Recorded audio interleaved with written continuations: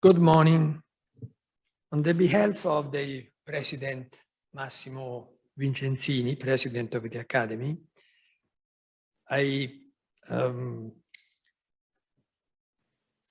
he's engaged in various activities due to the G20 of the Ministers of Agriculture.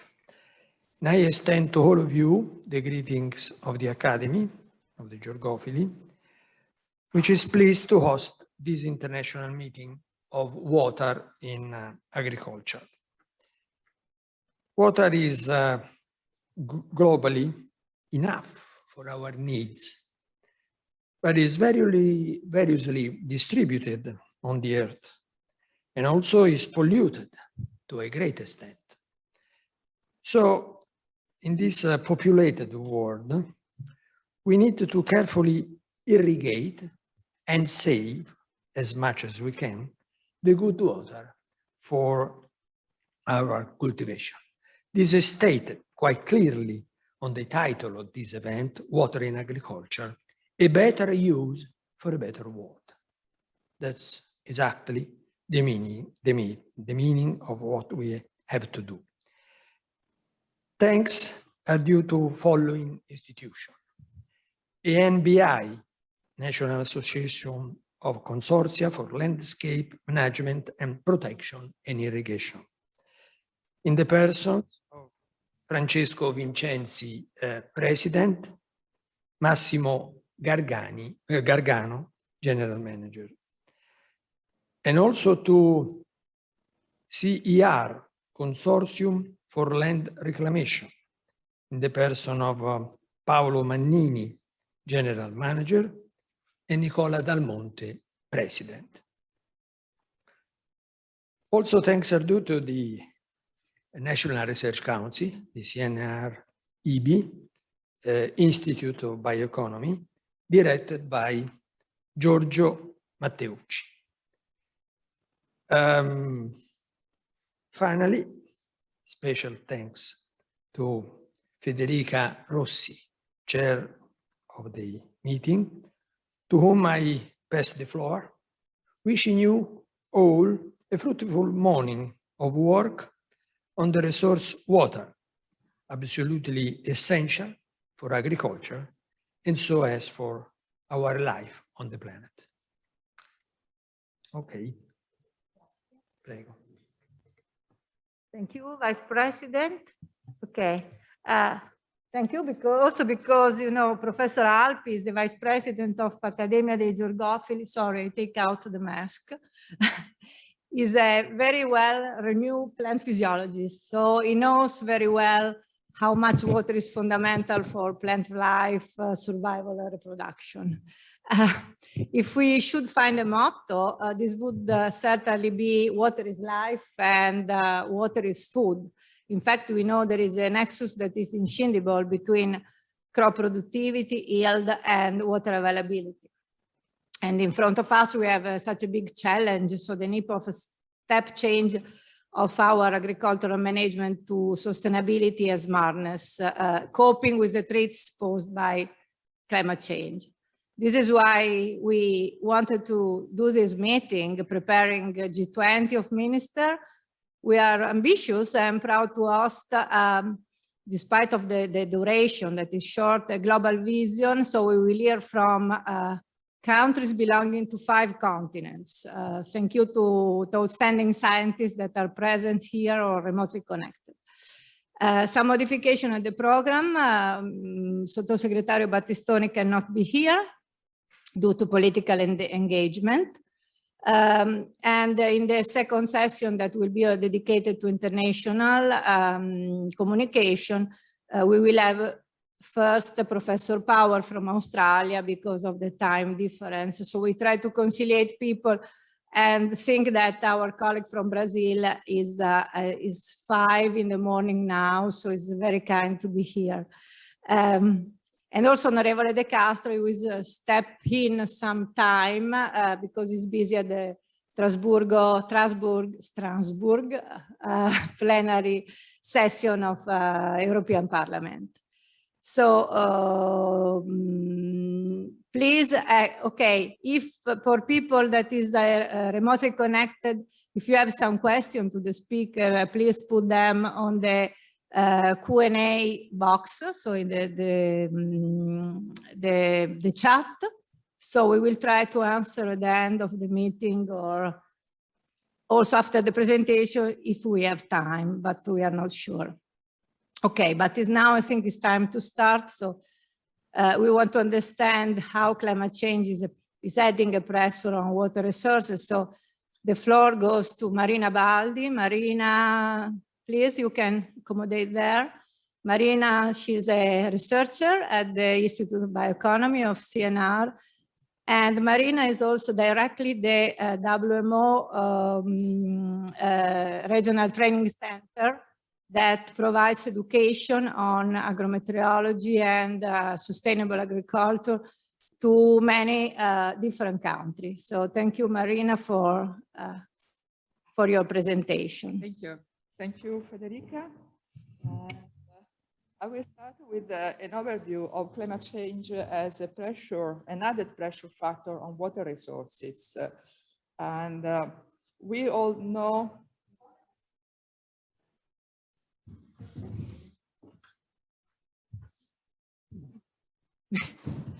because we are. Thank you. It's a pleasure for me to be here and on this prestigious academy, and also as a member of the academy. And to be here also in presence, I think is one of the first initiatives which are in presence in this academy, as in many parts of Italy. So I will talk about climate change, and I would like to give an overview. We all know how water is essential for human survival, for the major environmental functions, and most of the economy of the sectors which are depending critically on water, and the water availability depends on global pattern of global agriculture production and trade. So agriculture, we know, is one of the major sectors which is using water.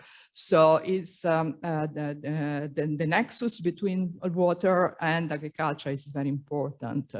I will give an overview, so I will not focus only on agriculture and water, but in a more general view. So we know that the factors affecting water resources is not only climate, but for sure population growth, particularly in those regions where there is a water shortage. And the movement, so the migration of people is also important, especially if we think about people coming from countryside to urban areas.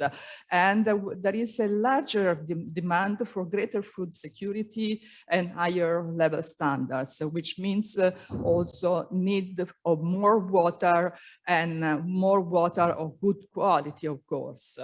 And the different uses of water resources are always in competition, especially now where, as I was saying, there is a higher living standard, which is of great importance, and there is a greater food security issue.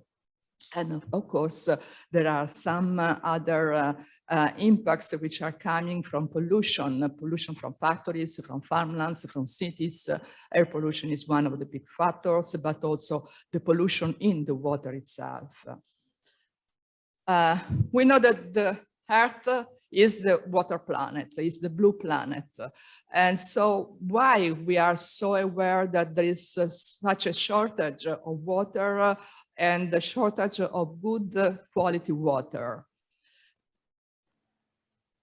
Okay, let's see first where we can find the water. The water, almost 70% of the Earth's surface is covered by water. But what is the problem? The problem is most of this water is in the oceans. So it's salty water, and so it's saline water for the 97% and more. So this is one of the major issues. So this water, of course, is poorly usable for human life, for agriculture, for several sectors. And only a very small fraction of the water is available and accessible to not to everybody. And we know that 70% of the water is used by the agriculture, but also another 20% is used by the industry, and only 10% is domestic use. I'm sorry, this picture is in Italian. I was not able to redo it in English, I'm sorry. But what I would like to say here is that there is a big gap between Europe, North America, Japan, Australia, and the other parts of the world. And the access, in terms of access to drinking water, so usable water for domestic use. And today we have more than 2 billion people, which is living without access to safe water at home. And we have a lot of children. They count about 700 children under 5 who die daily from disease related to water which is contaminated and due to poor sanitary conditions. And several studies which have been also analyzed in the forthcoming IPCC reports in the next year, which are showing that water scarcity will continue to increase in the future. And about 52% of the world population will live in water-stressed region by 2050. So 2050, we all remember, is one of the goals for climate also, for the climate crisis after the Paris Agreement. There are some issues which are every year in front of everybody and of all the world, and which are recognized during the World Water Day. These are the title or the main issues which are discussed in the last 3 World Water Day. And it's a very strange fact that I was thinking a few days ago. The World Water Day comes on the 22nd of March. So it's a UN event, and it's coming just one day before the World Meteorological Day. So this means that somehow, I don't know if this is on purpose, but somehow there is some relationship between water and meteorology, of course. And meteorology as a large aspect of meteorology, like also climatology. And if we look to the Sustainable Development Goals, the number 6 is the clean water and sanitation. Of course, all the goals are interconnected. There are strong nexus between the development goals. So the number 6, which is dealing with water, and water in terms of clean water accessible to everybody, and sanitation. So which has the major goal is to achieve this clean water and sanitation in 2030. So it's just 9 years from now. This goal is interconnected with all the other goals. Is connected, of course, with climate action number 13, but also with zero hungry number 2, with I would say gender equality, and but also with the life on land and life below water, and with the number 1, no poverty. So all the goals are interconnected. So no one of them can be solved if there are all the others are solved. Every goal, in this case number 6, which is dealing with water, has 8 targets and 11 indicators. So the indicators are those indices which are necessary to monitor the progress under the target.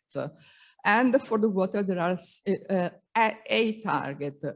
and they go to achieve universal equitable access to safe and affordable drinking water. I'm sorry, but I'm not using the pointer because for the people which is connected online, they cannot see the pointer. Anyway, but also there is a goal which is protect and restore water-related ecosystems, and including mountains, forests, wetlands, rivers, aquifer, and lakes.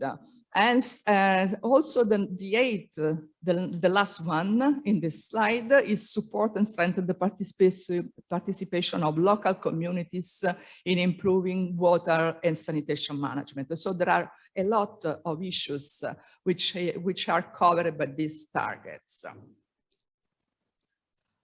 And this is a summary of the progress which have been achieved in 2021.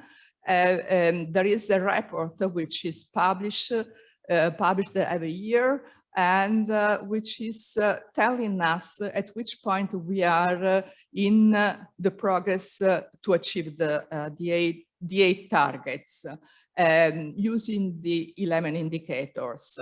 And just yesterday, it's not this one, there is another one, but what they say is that we have, as I was saying, 9 years left to 2030 to achieve the clean water and sanitation. We all have all the processes, we have all the indices to monitor it, but we must accelerate this progress because the time is running fast.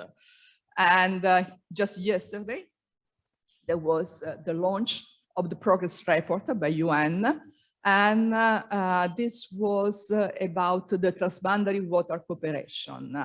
And the main result shown by this report is that 58% of transboundary basin area as an operational arrangement for water cooperation. So cooperation, transboundary water cooperation is one of the major issues and one of the major goals to achieve for the goal number 6.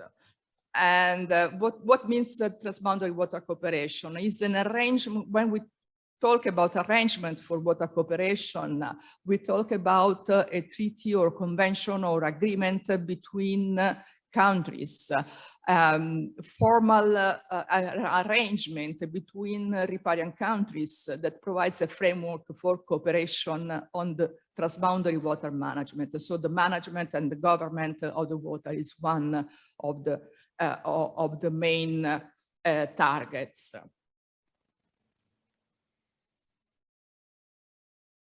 Okay, and now, I was saying that there are a lot of impacts coming from there are several factors which are impacting on water, and climate change and natural variability in the distribution of water and occurrence of water complicate the sustainable development of our water resources.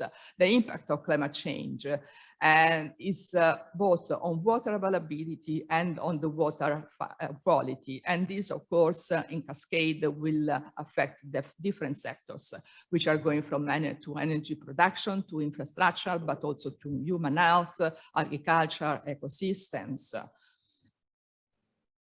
The water, we have seen, we have a lot of water on the planet. Most of the water is on the ocean, but all of the water on our planet contributes to the hydrological cycle. Hydrological cycle, which is not a simple cycle. We have precipitation, we have snow, we have ice as snow coverage. We have the ocean, of course, we have the river discharge, stream flow, we have percolation, groundwater, we have to consider the water table, we have to consider the evapotranspiration. And on top of all this, there is the water management and water government.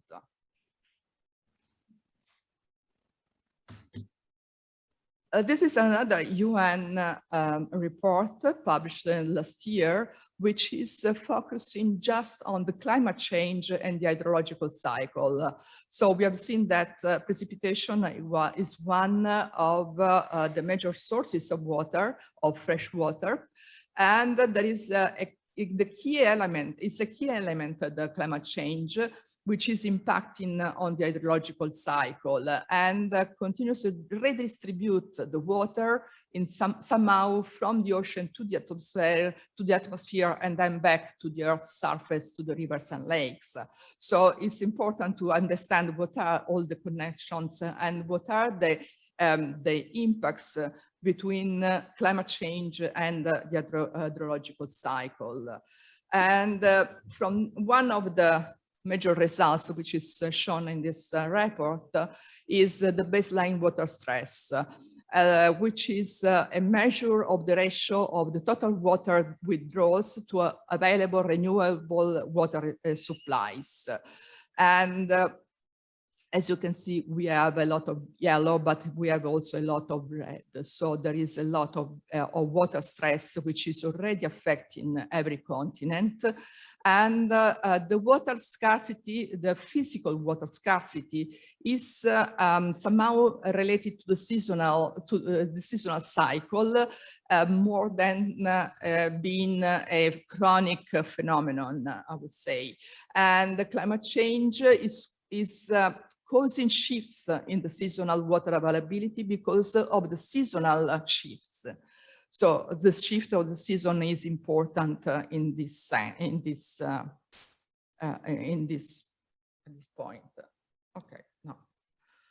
So if we look again to the internet connection between climate and the hydrological cycle, I'm not going through all these aspects, but we can say that more intense storms with more flooding and stream winds will affect the hydrological cycle, and will be a change in the hydrological cycle.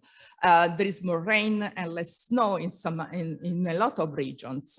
There is the melting of the glaciers, which means also an increase in the erosion of the ground and of the terrain. There is a sea level rise, which means a more coastal erosion. And so this means also saltwater intrusion into the aquifers of fresh waters, which are along the coastlines.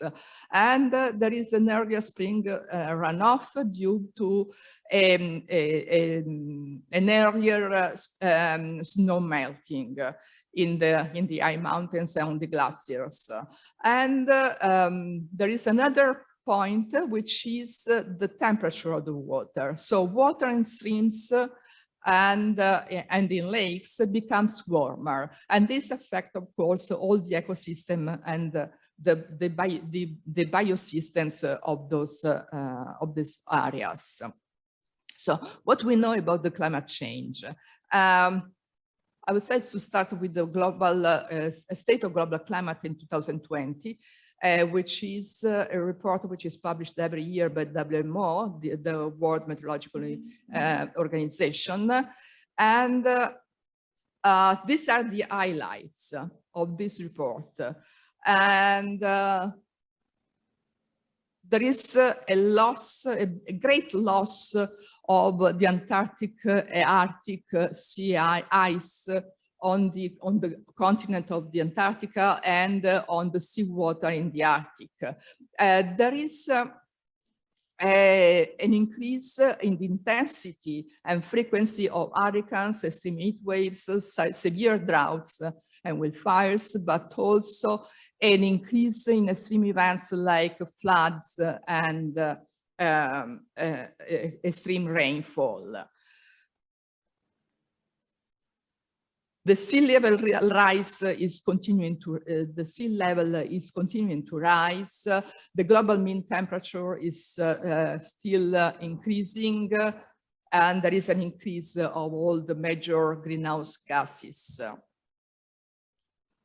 I would like to skip this and go to the last report, which is the IPCC report published just 1 month ago, which is showing how the global warming is taking place faster. There is a better understanding of regional variation in climate change, so not all the globe is under the same kind of stress, but the human influence on climate change at this point is something which is real and undisputed.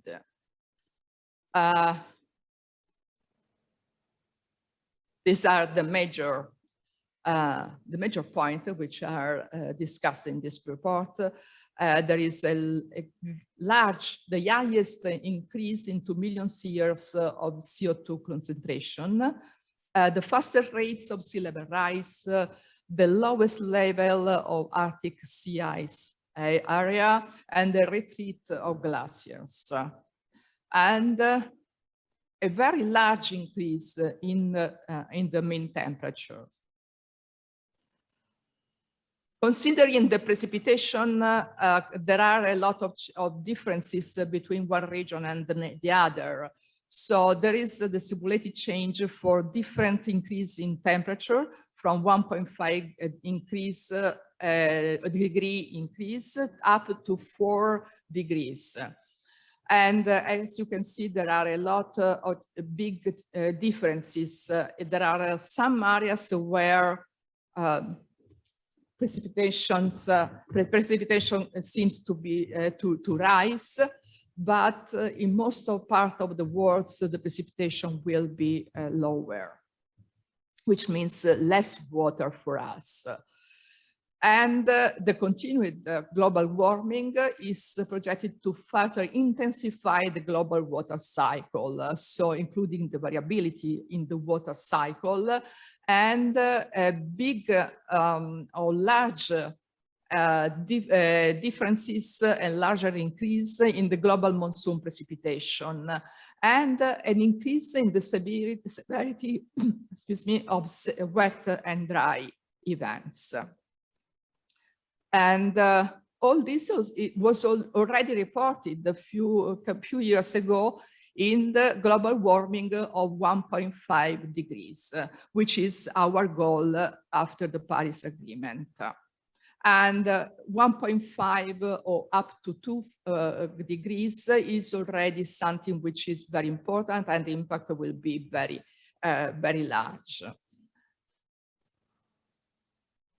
So what we can say in the end, that the more frequent drought will lead to problem of soil desertifications and to impact on water resources. That will be less water available, lower quality of water, and some severe supply problems, including the drinking water sectors. And there are, of course, several other impacts, but I'm not talking about them now. So looking just focusing only on water availability, there will be a decrease of precipitation and less snow. So changes in winter flooding, less snowpack and an earlier snow melt. So which means that the stream flow will be very low during the summer, but also somehow also during the winter due to the drought conditions. So we remember a drought condition we had also in Italy in the last few years during the winter. And we an increase, as I was saying at the beginning, in the temperature of river and lakes water, which means an increased risk for all the aquatic systems and ecosystems, and also for fisheries, for example.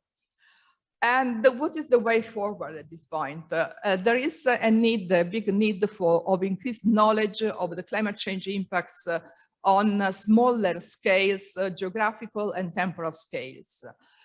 So we have to focus on regional scale mainly. We cannot talk only at world scale, at global scale.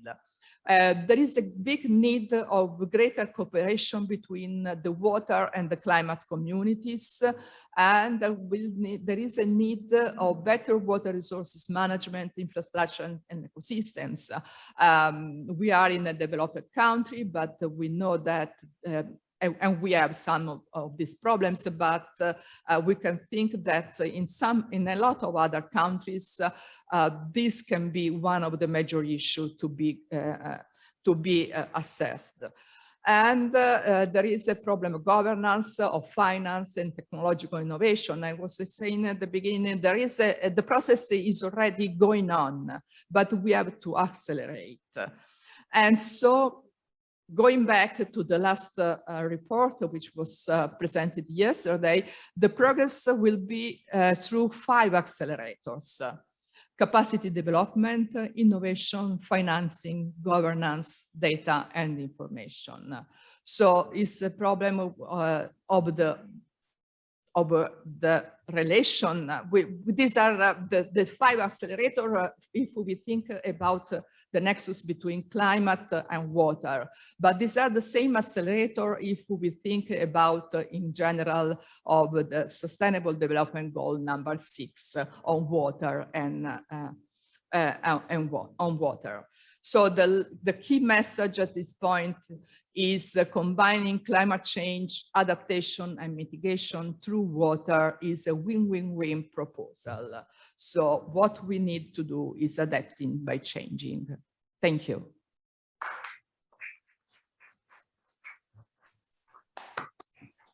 Thank you, Marina. So we really understood how big is the threat for water regarding climate change. So we started with this general talk that really made us enter well in the system. Thank you very much. As I said before, if you have some question, just put in the chat and we will answer at the end. Okay, thank you. I'm welcoming here Dr. Francesco Vincenzi, President of Ambi, and Dr. Massimo Gargano, who is the General Director of Ambi. Massimo Gargano will chair the session with me, so you can come here. Penso che abbia una presentazione, giusto? E se vuole può farla in italiano. Grazie. Ok.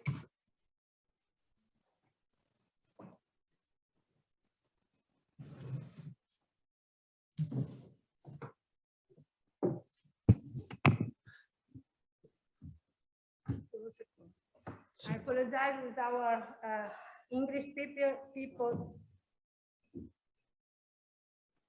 I apologize with English speaking people because we will have the slide in English, but the presentation, this one will be in Italian. Thank you. And it's a good occasion to learn some Italian. Buongiorno, ringrazio Federica Rossi e mi scuso, ma il mio inglese non mi consente di essere così comprensibile, per cui lo faccio in italiano. Rapidissimo per quello che è il mio ruolo e informo Federica anche che rinuncio ovviamente alle conclusioni che per un'economia dei tempi e per il ruolo affidato. Spendo però delle parole sul perché di questa iniziativa e sul perché Ambi ha voluto aderire. Ambi ha voluto aderire perché alla vigilia di un G20 dei ministri dell'agricoltura, dove ognuno di noi alberga un po' la preoccupazione di iniziative soltanto di facciata, in grado di spostare insomma il problema avanti, ma non nella logica di porre delle soluzioni o delle ipotesi di soluzione. Beh, qui il CNR, il CER, l'Ambi hanno voluto, e tutti coloro che hanno partecipato, quindi l'Accademia dei Georgofili, un elemento sfidante ce lo siamo dati, che è quello di individuare dei momenti altamente competenti rispetto ai quali tentare di dare un contributo a quello che è un dibattito che ci sarà. Nello specifico la tematica del riuso è una tematica di assoluta modernità, rispetto alla quale, dopo aver registrato una sostanziale indifferenza, ad esempio in Italia, di quello che è il nostro Ministero, ci siamo posti insieme a dei partner la tematica del riuso, una tematica importantissima. La popolazione che cresce ha più bisogno di cibo, se c'è più bisogno di cibo c'è più bisogno di acqua. Le acque reflue trattate indubbiamente costituiscono una risposta vera, seria e importante, sotto più aspetti. Ecco, noi da questo punto di vista mettiamo in campo un Made in Italy agroalimentare importante, i numeri sono lì a testimoniarlo, i numeri dei fatturati, i numeri dell'export e i numeri dell'Italian Sounding sono lì a testimoniarlo. A fianco a questo è evidente che c'è anche per quanto riguarda questo paese una tematica dell'acqua. Noi non parliamo più oramai di cambiamenti climatici, ma di emergenza climatica, perché di questo si tratta. Il riutilizzo delle acque reflue trattate è indubbiamente una risposta. Il Made in Italy agroalimentare, faccio un passo avanti, è l'obiettivo da valorizzare. La valutazione del rischio nell'utilizzo di queste acque credo che sia l'elemento sfidante rispetto alla quale non solo non vogliamo minimamente rinunciare alla risorsa, ma vogliamo, con una serie di soggetti scientificamente importanti, camminare, fare un percorso insieme, perché la tematica della valutazione del rischio, della qualità di queste acque, mette in campo due elementi: la qualità dei terreni e la loro quindi fertilità, nel momento in cui c'è il rischio che queste acque abbiano dei problemi, la salute e il primo elemento che è la sicurezza dei consumatori, dei cittadini. Ecco, qui dentro il nostro contributo. Grazie.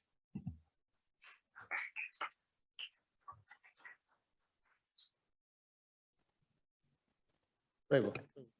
No, prego, le faccio scorrere, ma non prego così. Okay. Thank you, Dr. Gargano. It's, of course, water management and reuse are at the top of our needs and attention now. So it was very good to hear also about this opening to a collaboration with the scientific institution and the true world in which Bonifica plays really the game in managing water. Okay, thank you. So we can go back to English, and now we have Tommaso Letterio and Francesco Cavazza, and we will go to water management in Italy, so this country, and the territorial approach and the decision support system for farmers. The floor is yours, Tommaso, maybe.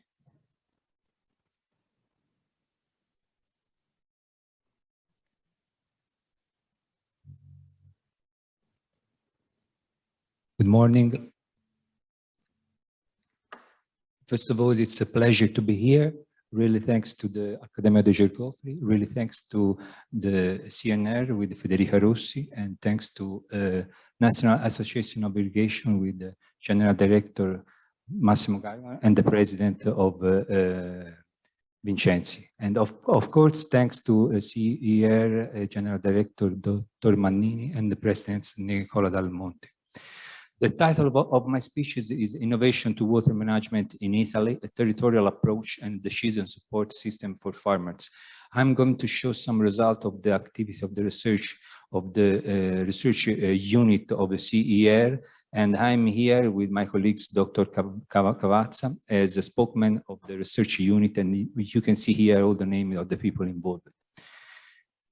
First of all, I would like to say something about the climate in Italy really quickly. The temperature are increasing. The positive anomaly is about 0.5, 1.5.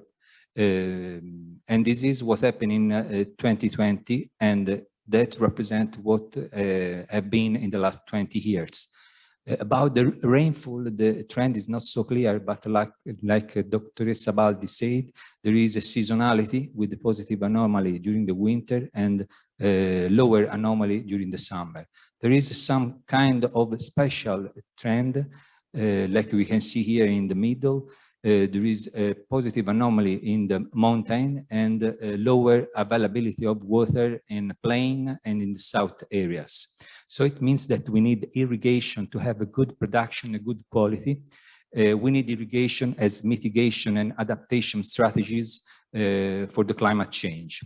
And this is what CER is doing for the last 60 years, delivering water from Po to farmers in Emilia-Romagna, with the main channel that is about 135 kilometers with the total volume per year of 300 million of cubic meters, with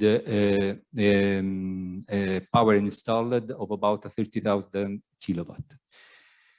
But here is not only delivery water, is research and transfer technology, is exhibition of the most advanced technology.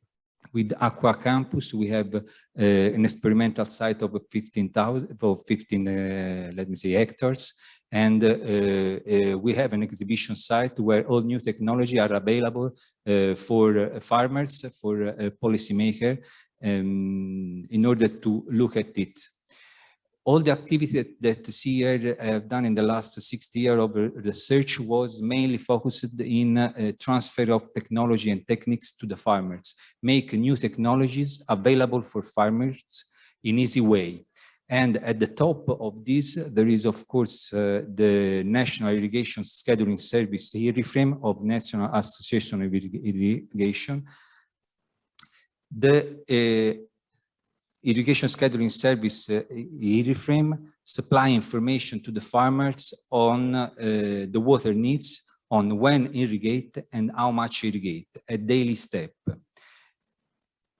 The model that we have behind is a soil water atmosphere plant model where all these processes are simulated based on physiological and agronomical condition in the parcels.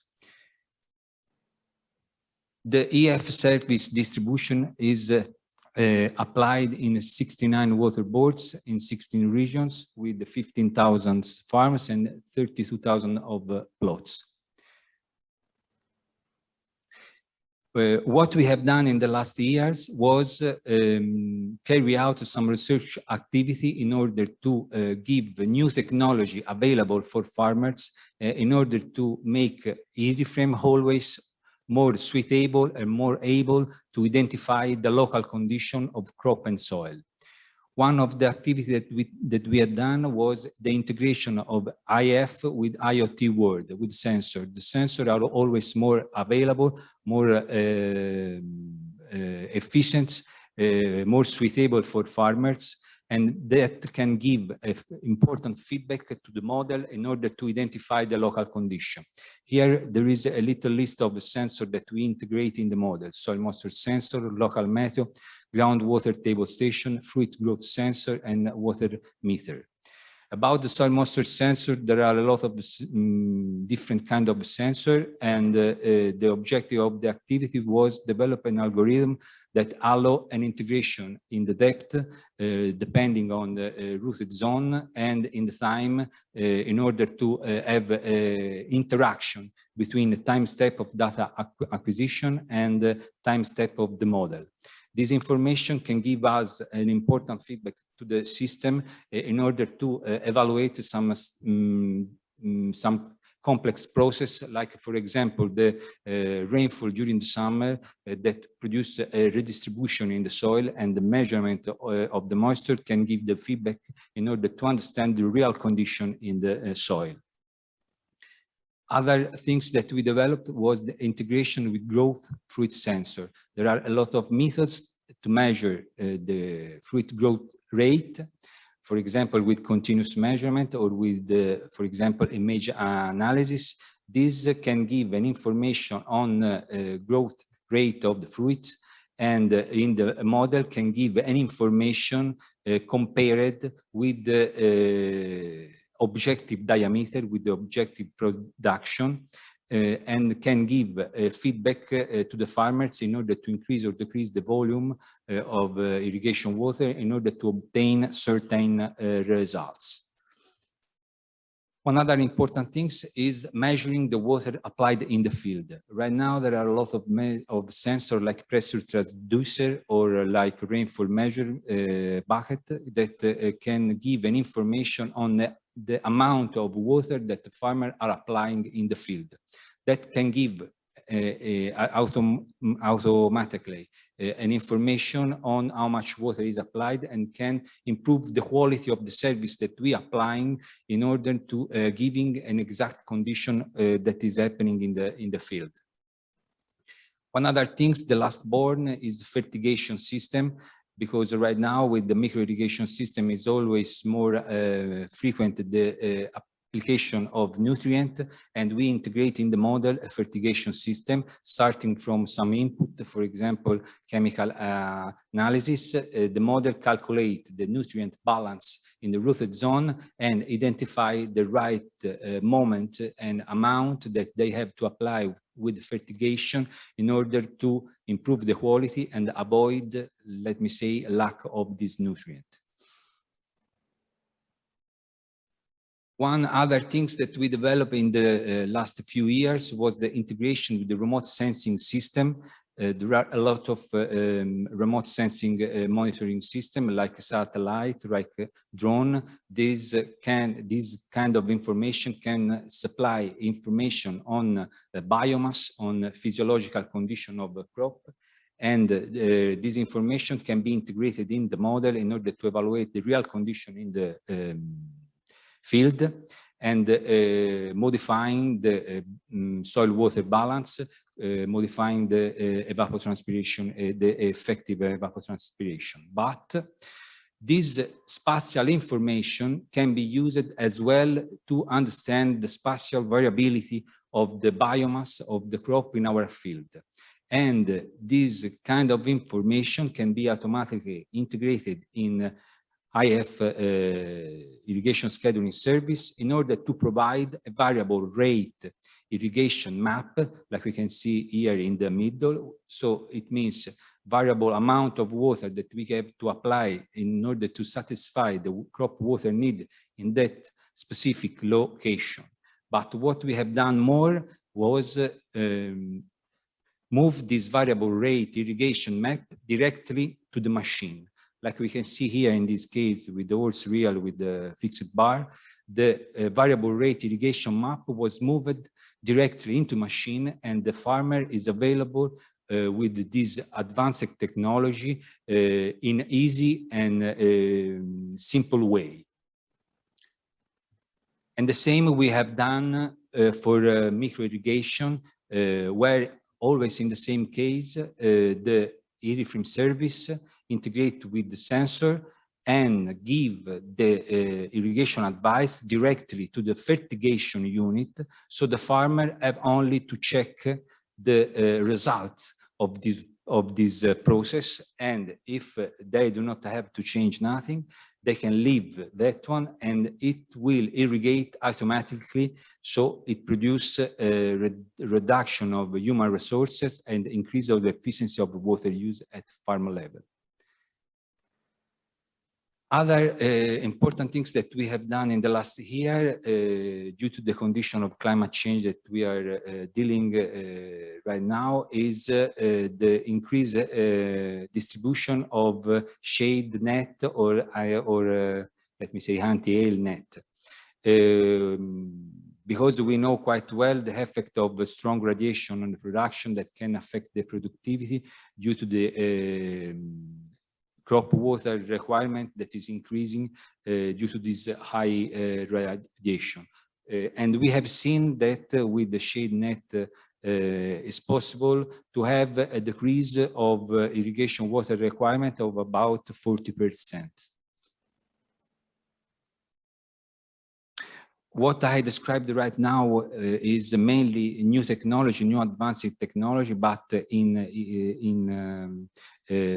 for the last 40 years, CER have done a lot of research in terms of agronomy and technical advice, and all these research are converged in an IRRIFRAME system that can supply to the farmers always improvement in irrigation advice service. Like we can see here, starting from 95, we're studying the subsurface drip irrigation and the effect of the reduction of crop water need due to the reduction of wetting surface and the evaporation from soil, or like we can see here on the right side, where we study the ultra-low drip irrigation and the effect of the deep percolation. Or in other case, like some years before, studied the regulation deficit irrigation for the tomato, studying when we can give less water in order to reduce the biomass growth and increase the fruit and quality of the tomato, as well as other research study that we have done about the rootstock in peaches in order to evaluate the root land density and all the parameters of the root with, for example, uptake of the water for different rootstock. Now I finished the part related to DSS specification, and I leave the floor to my colleagues, Dr. Cavazza, about the territorial approach of use irrigation service in order to evaluate the crop water need in season. Thanks.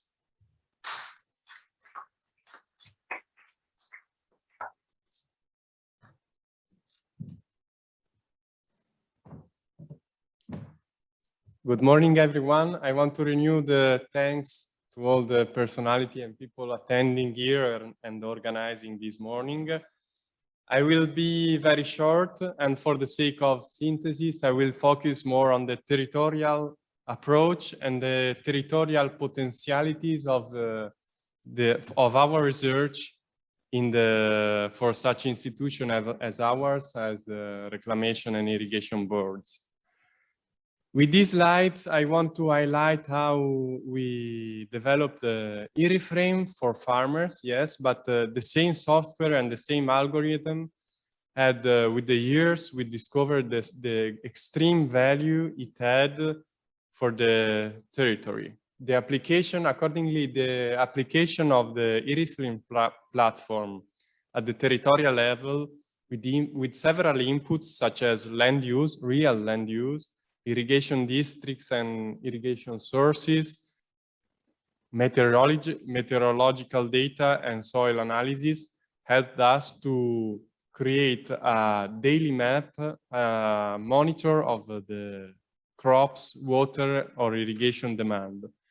This tool helped us to develop several, let's say, informational layers which have been used and are currently used by several institutions and research bodies. For example, we delivered the IRRI-frame water balance at the territorial level for the whole Emilia-Romagna region to all consorzi di bonifica, reclamation and irrigation boards.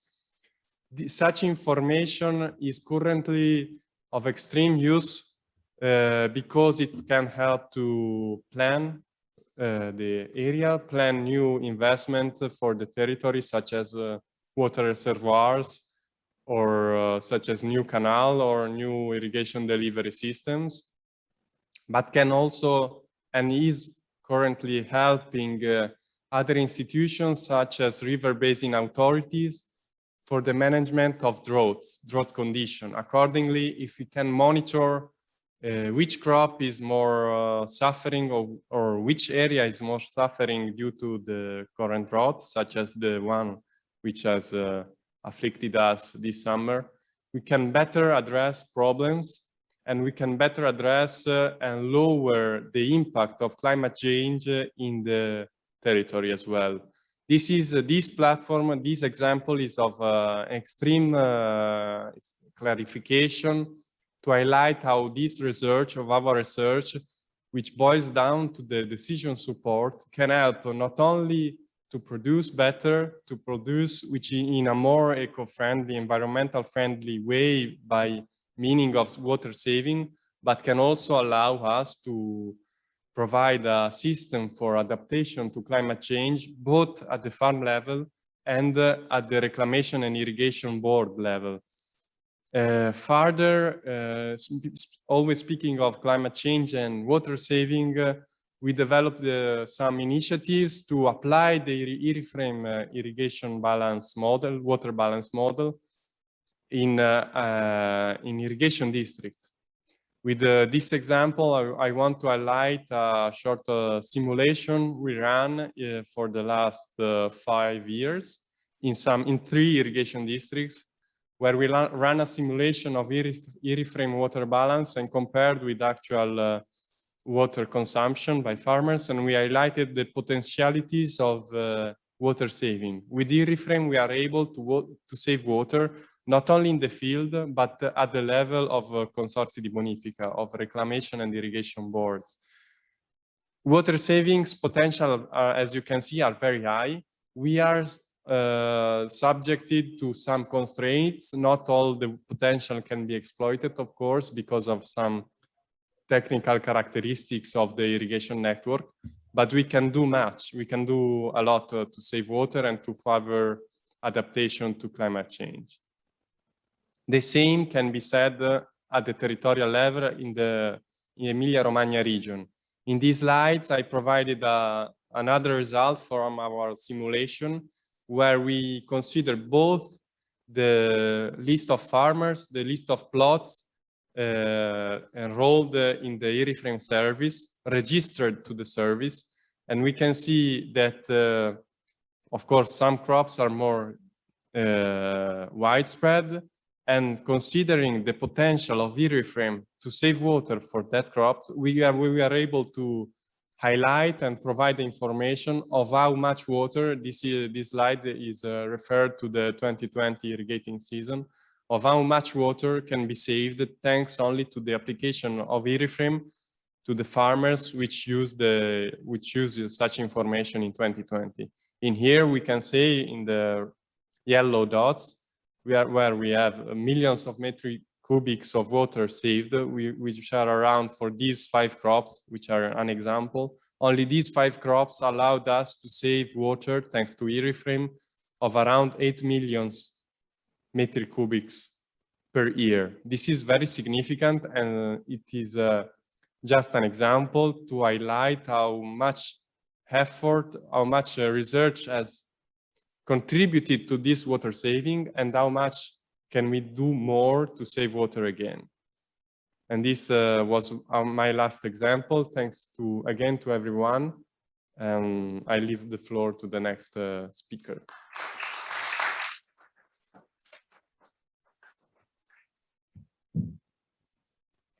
Thank you, Francesco. Thank you, Tommaso. You were very clear.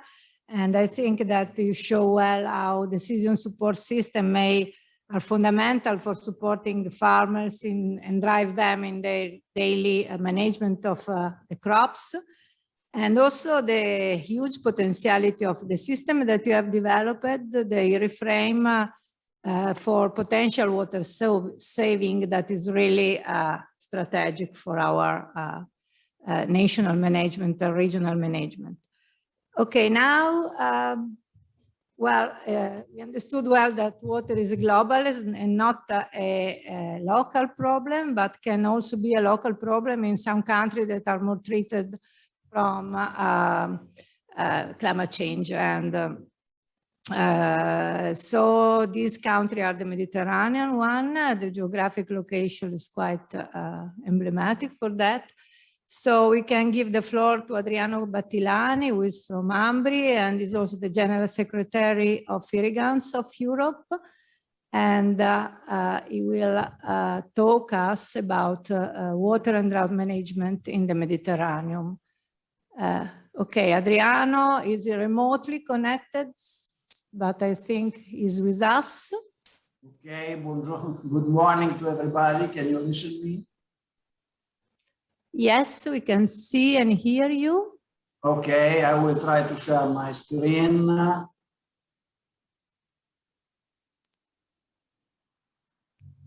Okay, please Can go you see ahead. the screen now?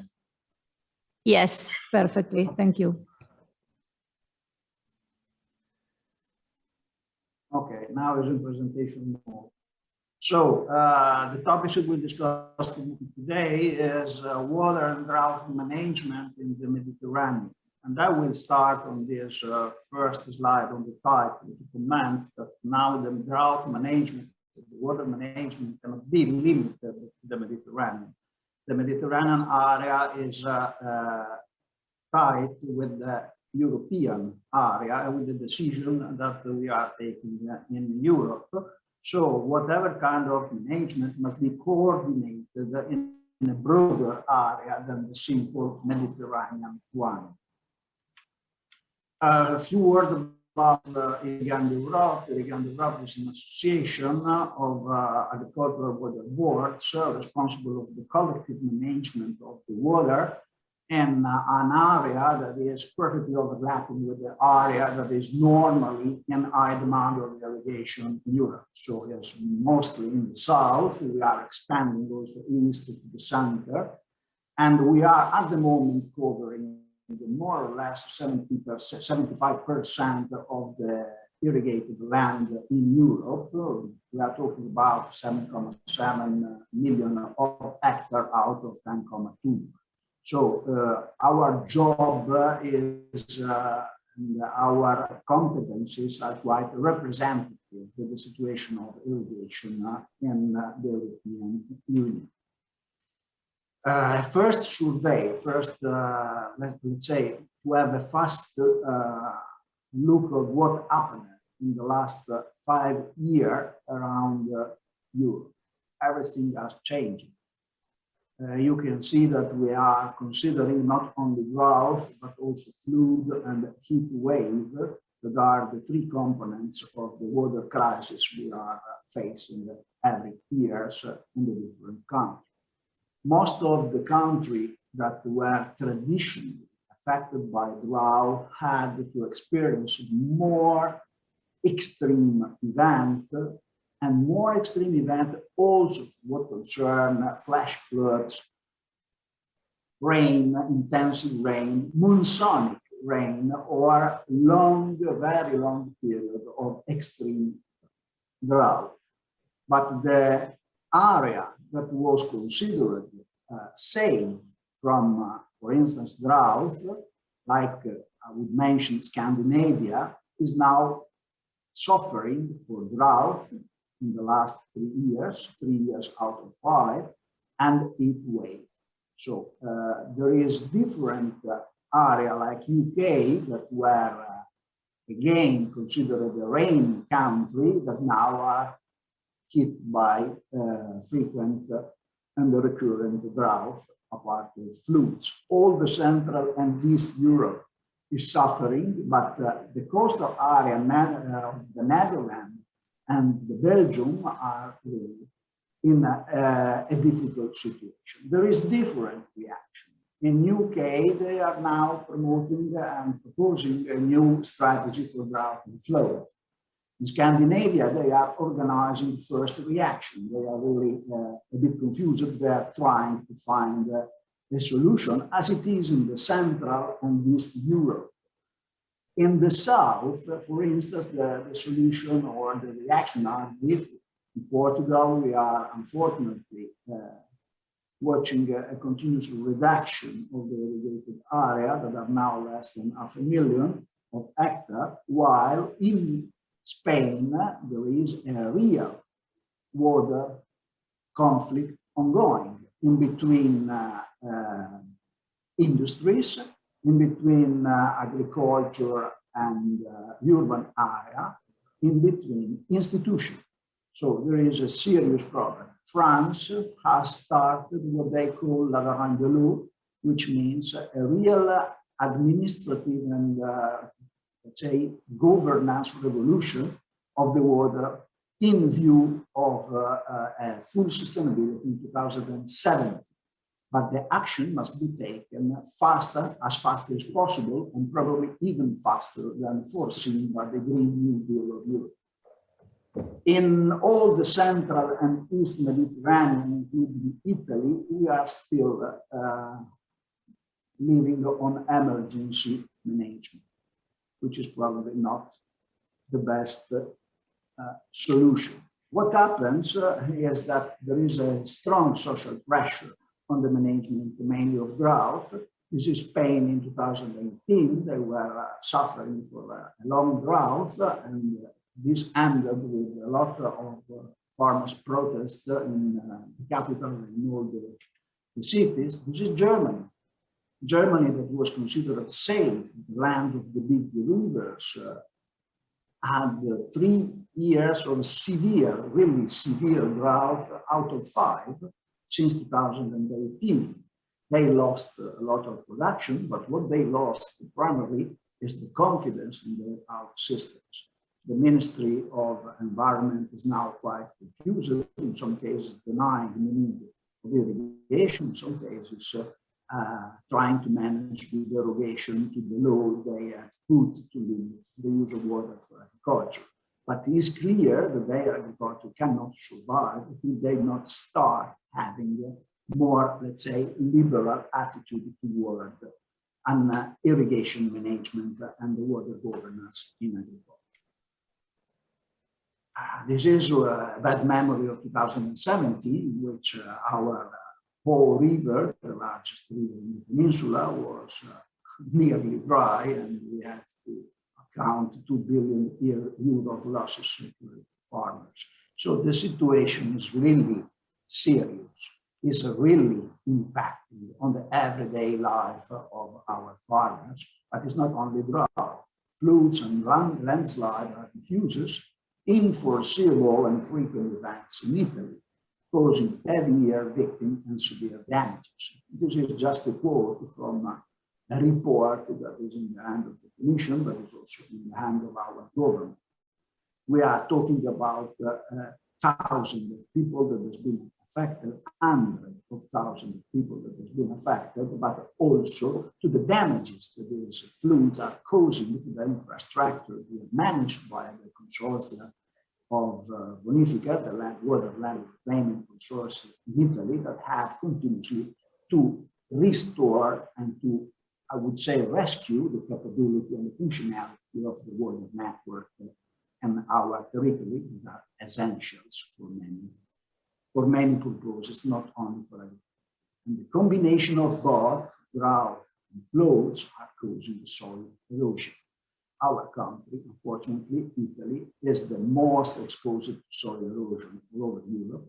We are paying a bill of more than 600 million euros per year, and 1/3 of our land, agricultural area, is exposed to severe erosion. So to control, to have an effective governance against drought and floods means to keep the soil in place to avoid that our fertile soil will be eroded and not anymore viable for agricultural production.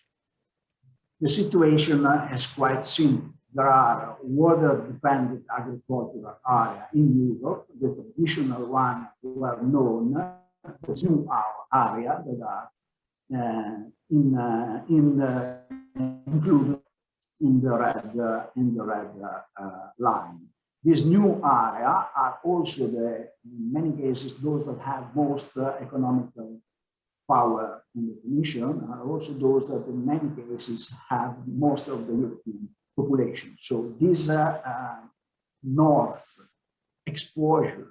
northern exposure to drought is in a way getting more attention on the drought and flood problems from the authorities.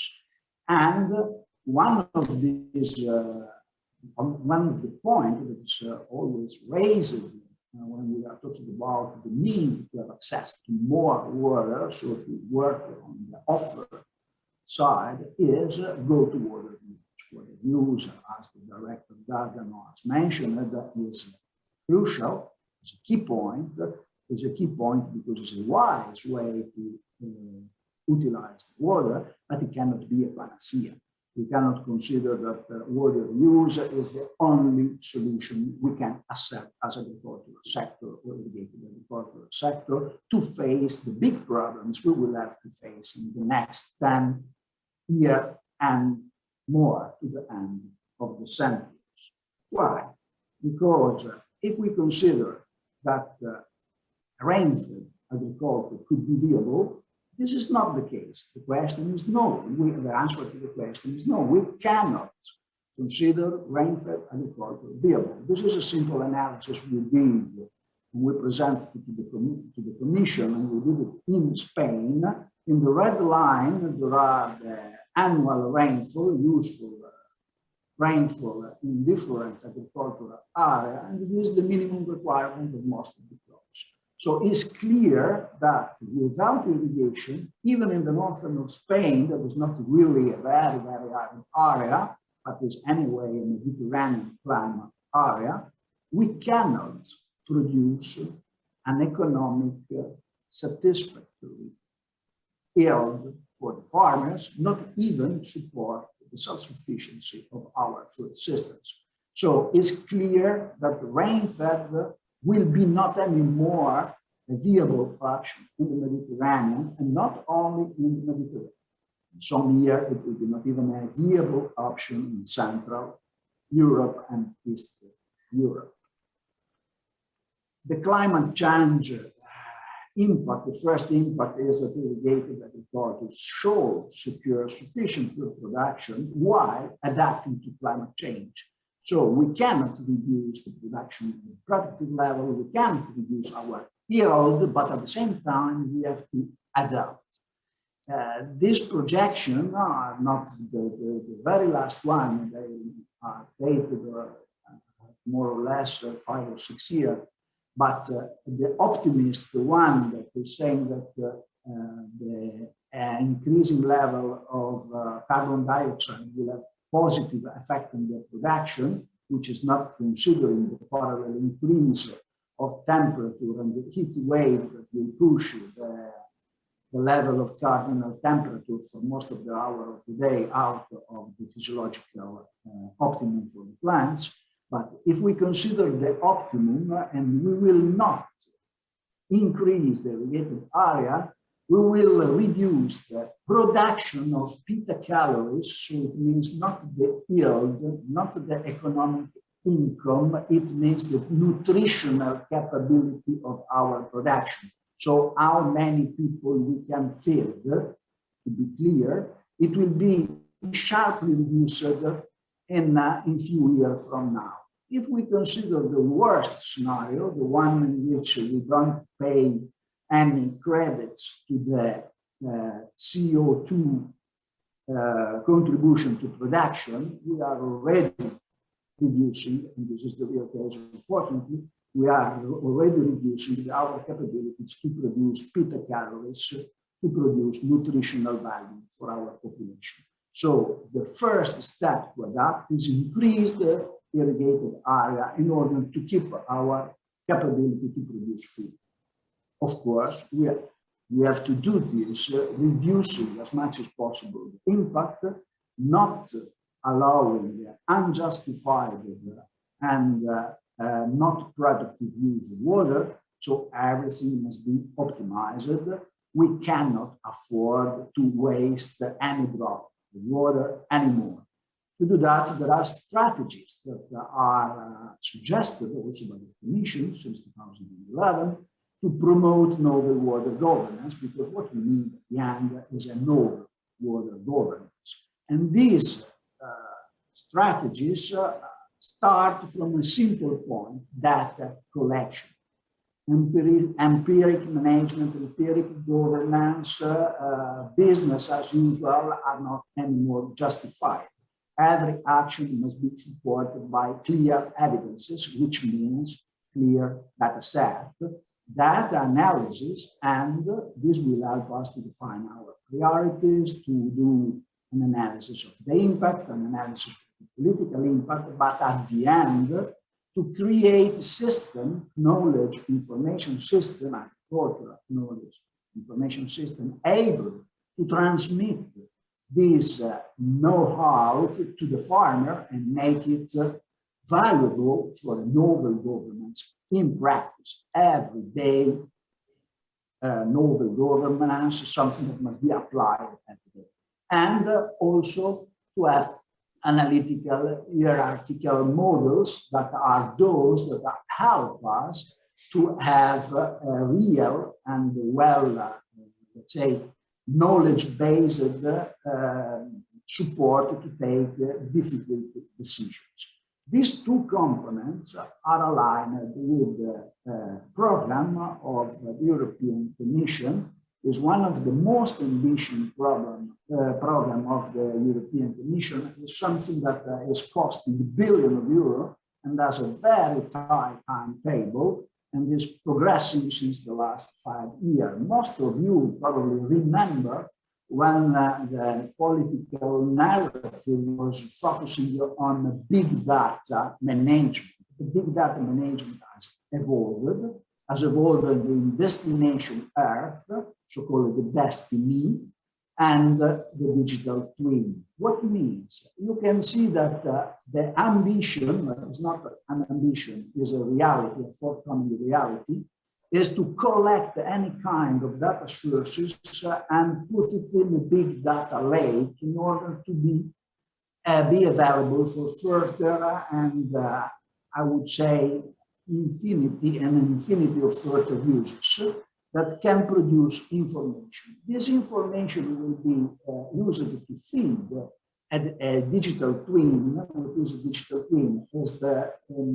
Is the mirror, let's say, is the way to replicate virtually a physical reality. And the ambition of the Commission is to provide a digital twin for all the physical ecosystems that are relevant in Europe. And this process will produce information that will be used for manage the climate change, natural disaster, risk management, energy uses, and farming. And if we look about the ambition of the Commission and the target they are reaching, managing farmers for them means provide customized, user-specific and actionable prediction for irrigation, fertilization, and so on. So this is the future. This is what is the new drought, flood, and water management in Europe. This is what they are achieving. What we are doing as Ambi, as the National Association, we are engaged in an integrated project that is focusing on the Alpine area and is involving 7 different countries. And we are responsible of this kind of, let's say, analysis to find a way to implement the governance and to manage the drought in this area. What we were doing is exactly what to replicate the structure of DGT and the need of DGT, of Destiny and Digital Twin. So we were managing data collection, stakeholder engagement, to do what? To create problem-oriented mapping. Problem-oriented mapping means that the analysis of the data that are inside these big data lakes are not made on geographical basis or on crop basis or whatever else, but on the instantaneous problems that are reconnected by the systems in order to have priority and answer that can be a cross-cutting solution, let's say, for all the users of the platform, which means that similar problems that have similar roots can occur in Scandinavia, as we saw before, in the Mediterranean area. They are not separated by geographical tags, but are put together to find a common solution.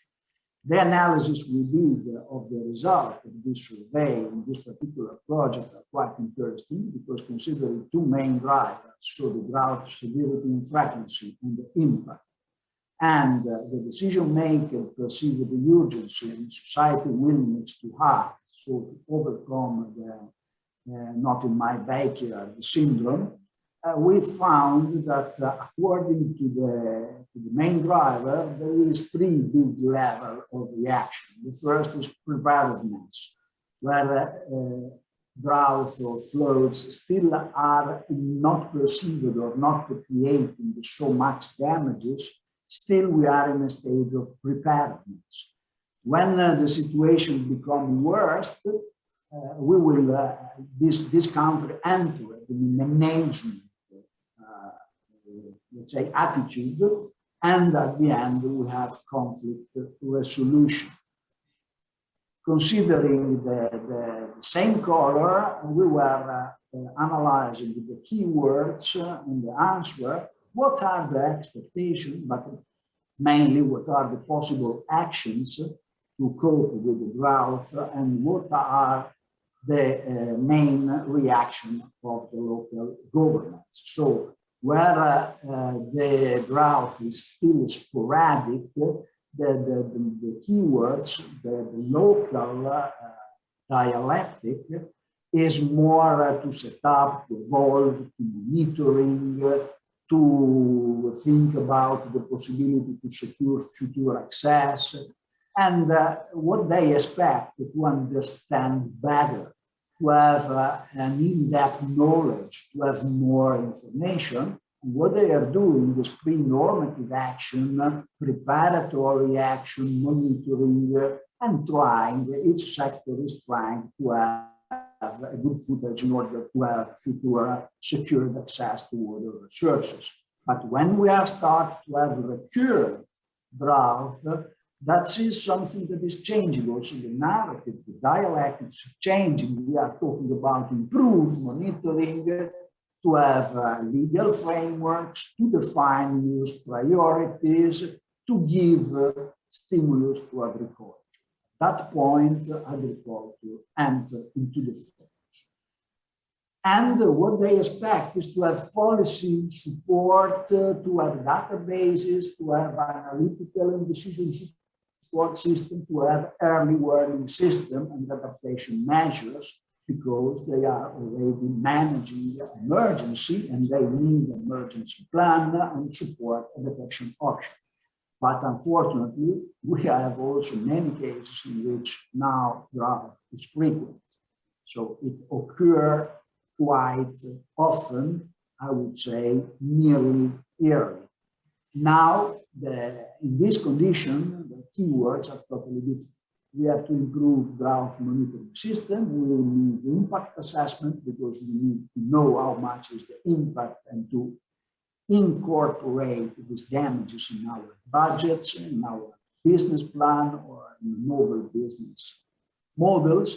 There is a problem of participative approach. We have to increase the decision maker awareness, which means that in many cases the answers are deemed as not sufficiently efficient.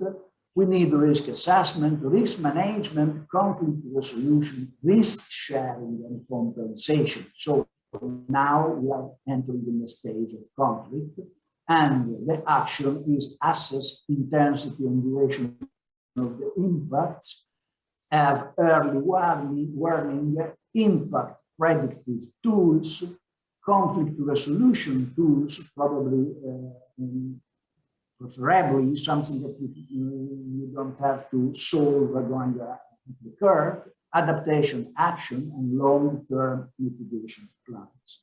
So this is more or less the reaction, and is generating 5 top priorities. The first is to have an assessment of drought, flood, heat wave impacts. We are not anymore talking about occurrency, we are talking about impacts. And these impacts will drive the reaction. Risk analysis based on indexes integrated into the management, which means that whatever decision must be based on the trade-off generated by the risk analysis. Allow flexibility and resilience to risk forecast-based best management practices, to have a kind of guideline that is saying if you are in a red risk moment, you can do this and that. So something very simple that is guiding the farmers in order to let them implement in their everyday management some good action that is reducing the severe impact of the drought. We need a rationale for conflict solution, because when, for instance, there is not anymore enough water in the river for the ecological flow, or to support the production of drinkable water, so for civil uses, this become a big, a serious conflict that must be solved, or the damage must be shared, and there must be insurances. So there must be a rationale to avoid or solve the conflict, and everything must be replicable on a larger scale, and I would add also scalable on the very small and specific scale as well. What are the breakthrough policies to boost water governance in agriculture? Well, okay, we can list it. The first is the difficulty poses. It's clear that the big policies at the national and European level are not impacting on the real life. Or every kind of action must be customized on the scale in which this action has the greater impact. Digitalization is the key point. We need a strong digitalization system also to apply all the innovation that the CR was presenting before. We have to connect our system. We have to integrate our system, investing in the digital twin Europe will propose, because this will the main frame in a few years from now. We need risk analysis in order to react on the basis of real risk and real impact. We need no artificial intelligence or artificial intelligence optimization tools, which means that optimization, that is a multi-target activity and is quite dynamic, must be implemented. We need, of course, a strong participative approach, so the involvement of the agri-water boards and association in every level of the decision since the early stage of the process, capacity building, educational campaign, serious game, water use and water circularity schemas that are a key point to start having at least a quota securable volume that is securable for our users, and also ready. So the rules that are applied in Europe must be applied also to the products that are imported into Europe in order to not create gaps and unfair competition with our farmers. What still is missing, and it's something that we are trying to introduce in the political agenda, is to have a trade-off analysis in between sectors, mainly, so to understand how much it costs to society to keep the ecological flow at a certain level, or to have agriculture that is intensified over a certain level. To have serious business plans and new business models. So we are looking for multifunctional service that are supporting the modern agriculture. Multifunctional service are following the Swiss knife concept. It means it must be not only irrigation, it must be all the services that are in a way involving the water uses, which means also fertilization, decision support system, but it's not only this, is the movement of the chemical into the soil, is the estimation of how much is released through the return flow to the river, is the interconnection between the water and plant physiology and water managers, phenology and phytopathology and so on. So it's something more holistic that is going toward what we saw before, the destiny project, but is also going toward a more integrated management that is the request of the farm to form. And going back to the basic, this multi-sector and multi-target sustainability must be achieved through a multi-objective management, we talked before, but aiming to a Pareto improvement and optimization. Which means? It means that we can improve, but improving there will be some sector, even sub-sector inside our agricultural irrigated agriculture that can have serious gain, serious improvement, but other sectors that can have far less or even that can be damaged. What we have to focus is that this improvement, if it is multi-sectorial and agriculture is often the weak weak part in the game, the weak part in the discussion, it must focus on the very small, narrow area of the Pareto optimality, which means that nobody has to gain or everybody has to gain and nobody has to lose. So to keep a balance in which we are avoiding that the main players can ask for a calendar X improvement, which means our gain are more important and relevant than your losses. And in that case, agriculture will be in a very weak position. Because we need to demonstrate that we are improving, because all the new CAP is based on the result-based payment and multi-actor management, which means that the results are not at the level of the single farm, but are the results that are in a control point, in a client's point, that normally is in an area that in our Mediterranean country is managed by collective boards like those that are represented by Ambi. So this agricultural water collective management must be integrated, must be part of the national strategic plan in order to have access to the CAP funds, to the voluntary ecoschemes, and also to the new generation funds. So this drought management is a cross-cutting thing in all the policy, but is also an instrument to demonstrate our sustainability and to have access to finance. Just the last remark, to close this fast discussion. Okay, and ensure food quality and healthy diet is one of the clear targets of the Common Agricultural Policy, that is echoing the second of the UNN development point. So it means no more hungers. A healthy diet is made with what? By water-rich foods, all these kind of foods that we are normally and traditionally producing in the Mediterranean as part of our diet and as part of our tradition.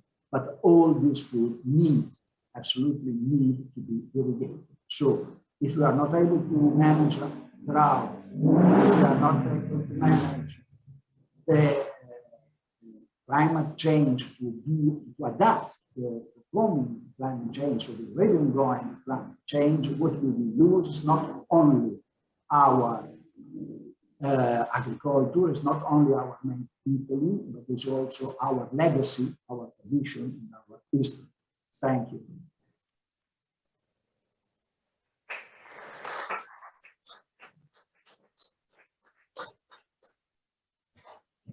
Okay. Thank you, Adriano, for your complete and very good presentation. You updated us about the project running, about the activities of Irrigation Europe. You show us how an irrigated agriculture, well managed, is a way for adaptation for climate change impact. So you show us the strategy to promote novel governance and the breakout policy and many issues that are running. So we are grateful for your presentation. Thank you. And the next speech, that will be the last one of this morning, is from President Ambi, Francesco Vincenzi. We go to we decrease the scale and we go to Italy. We are talking about the develop irrigation, innovation and water saving. As we are in Italy, we can ask to Dr. Vincenzi to speak freely in Italian. Please, our colleagues from foreign country, be patient for 10-15 minutes, and then we can go back to the next session that will be fully international and fully spoken in English. Okay, thank you, Dr. Vincenzi. Grazie dottoressa, grazie per aver organizzato questa giornata così importante, trattando di un tema altrettanto importante. Prima di iniziare a ragionare su quello che è il ruolo dei consorzi bonifiche e come aiutare il mondo della produzione, in particolare dell'agricola e agroalimentare, nella sfida che ci troveremo davanti, che è quella della transizione ecologica da un lato e alla mitigazione di fronte alla sfida dei cambiamenti climatici, credo che sia opportuno dare un inquadramento generale. Io credo che l'agroalimentare abbia dimostrato, in un anno difficile come quello del 2020, la centralità nel ruolo sia dal punto di vista economico ma soprattutto sociale. Non oso immaginare da cittadino che oltre alla mancanza delle mascherine piuttosto che di alcuni strumenti per la nostra salute che abbiamo scoperto indispensabili fosse mancato il cibo sugli scaffali. Non oso pensare quale fosse stato l'impatto sulle popolazioni, in un momento naturalmente di forte disorientamento, in un momento di forte novità rispetto agli eventi che stavano accadendo. Allora, partendo da questo, credo che sia importante capire come e dove vogliamo arrivare, non solo come Europa, come Paese, ma anche nel mondo, rispetto a quello che dovrà essere il nuovo modello di sviluppo del mondo per garantire un benessere alle nostre popolazioni. È chiaro che parto da qui perché voglio rimarcare il ruolo e la strategicità dell'agroalimentare. Un agroalimentare che ormai, non solo nel nostro paese, essendo un paese del Mediterraneo, ma avete visto dai dati e dalle slide delle relazioni precedenti, che l'impatto delle crisi idriche non è più qualcosa di qualcuno, ma è qualcosa ormai generalizzato in tutto il mondo. Allora è chiaro che per avere un agroalimentare di qualità e che garantisca quella sicurezza e quella sicurezza sociale c'è bisogno che ci sia la concretezza nell'andare a parlare, nell'andare a dire e a raccontare che l'agroalimentare ormai dipende dal poter utilizzare più o meno la risorsa idrica. Oggi nel nostro paese la filiera agroalimentare è la prima filiera, avete visto come valore economico assoluto. Negli ultimi 10 anni l'agroalimentare è aumentato dell'81% sulle esportazioni. Abbiamo raggiunto una buona autosufficienza alimentare. Questi sono dati che sono stati dati anche in occasione delle ultime prime, ma anche ultime fiere che abbiamo visto, in particolare Cibus e Macfrut, che peraltro abbiamo anche partecipato perché veramente crediamo che l'irrigazione abbia un ruolo strategico nell'agroalimentare. Abbiamo avuto negli ultimi anni un importante valore esportato, grazie anche appunto a una produzione di qualità e soprattutto apprezzata dai consumatori in termini di qualità e in termini di salubrità. Ecco, questi 450 miliardi di euro di questo agroalimentare dipendono per l'85% nel nostro paese dall'utilizzare o meno la risorsa idrica. Allora, all'interno di questo è chiaro che noi qua dobbiamo fare un ragionamento, perché io sono convinto che i cambiamenti climatici vanno contrastati con una transizione ecologica, ma deve essere una transizione ecologica intelligente. Se noi subiamo senza reagire a questi fenomeni, molto probabilmente andremo a creare più danno rispetto ai benefici che andiamo a raccogliere. Un agroalimentare che ogni volta, peraltro che si parla di crisi economica, è successo negli anni passati, ma succederà ed è successo anche in questi ultimi anni, un agroalimentare che ha assorbito anche una notevole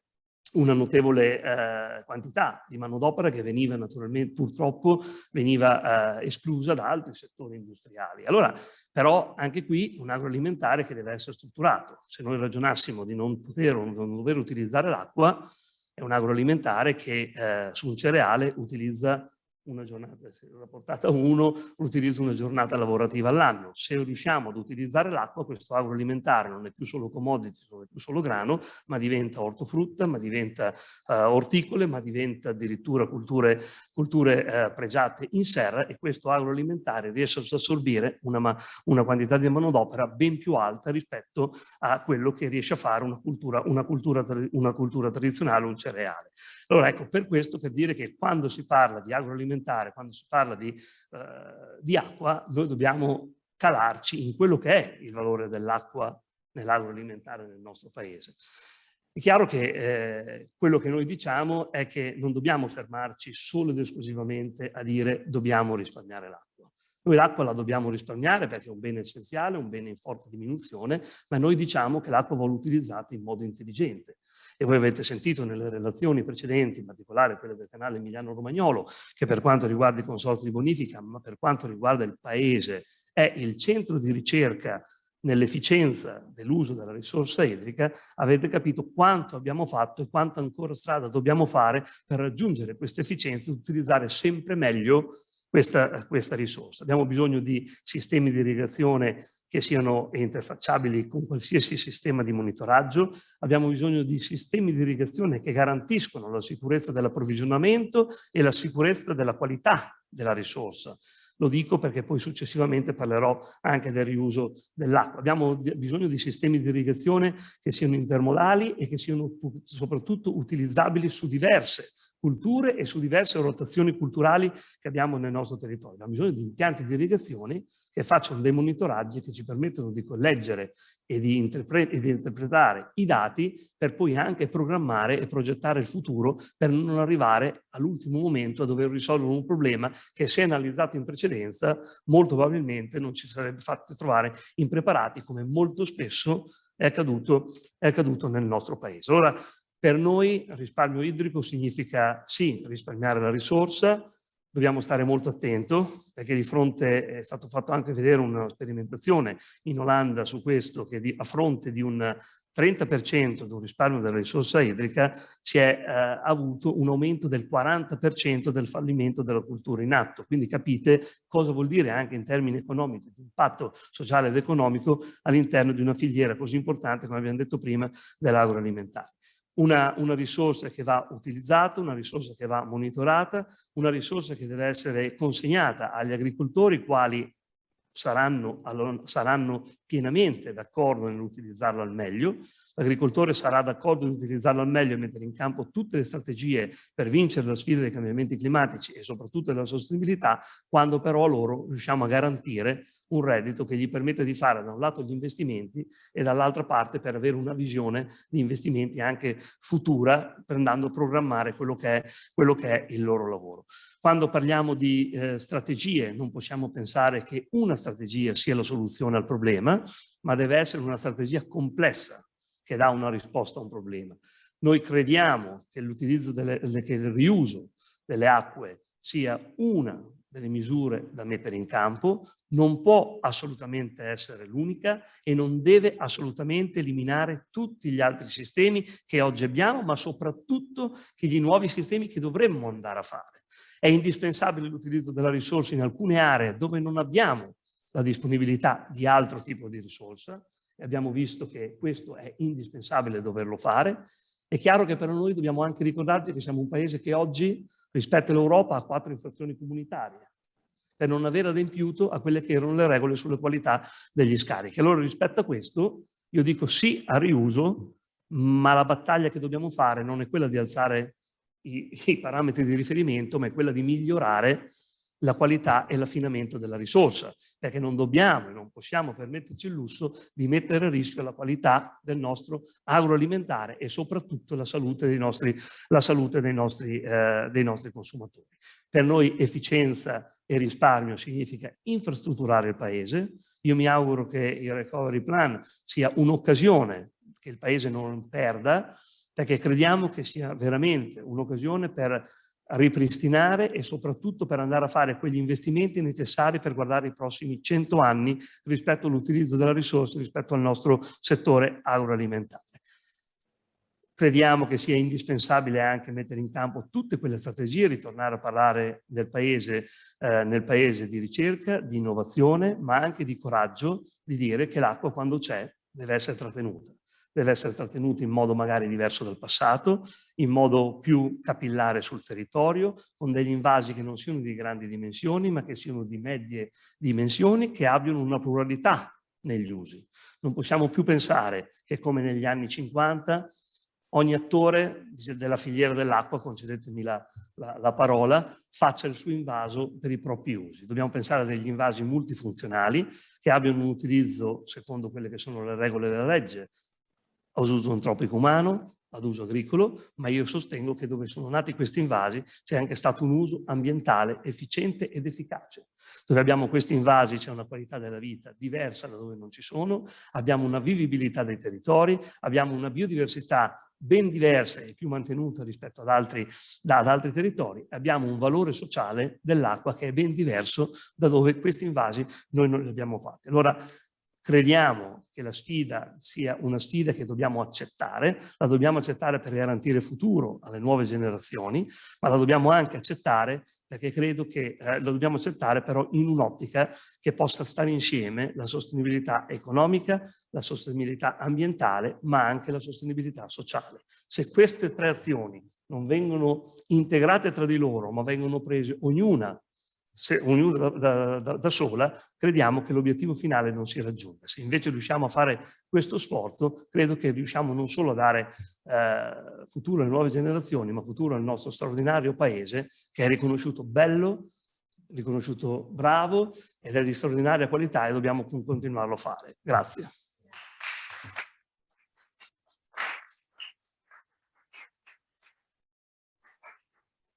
Thank you, Dr. Vincenzi. You're right, sustainability is made of 3 pillars, so we don't have to forget economic and social sustainability because they are quite strategic. Okay, you will show us the need and urgency at our national level to maintain the production and the quality and the quantity of the production that is needed to maintain our food production and made in Italy level. So water is a resource that is when provided to farmers is well used, I think. And also the new strategies and the new ideas to have more water. So the idea to have watershed and to reuse the water will be probably a part of a future that is not far away. So thank you very much. So now we are on time. That is quite strange for Italy, but we are perfectly going on with the program. So we can, I'm sorry that we will not have the politician here because he's busy, but we can stay on our audience and start with the session 2 that is on the international context. There are 4 friends and colleagues who were so kind to stay with us. Also, considering the time difference, they are really very good to be here, and we appreciate a lot. So the session was co-chaired with me in the first part by Adriano Mattilani, but then Adriano has to move. So we can start with Scott Power, I think. Adriano, Scott, you are there? Yeah. Yes, I am. Thank you. Okay, Adriano, the floor is yours.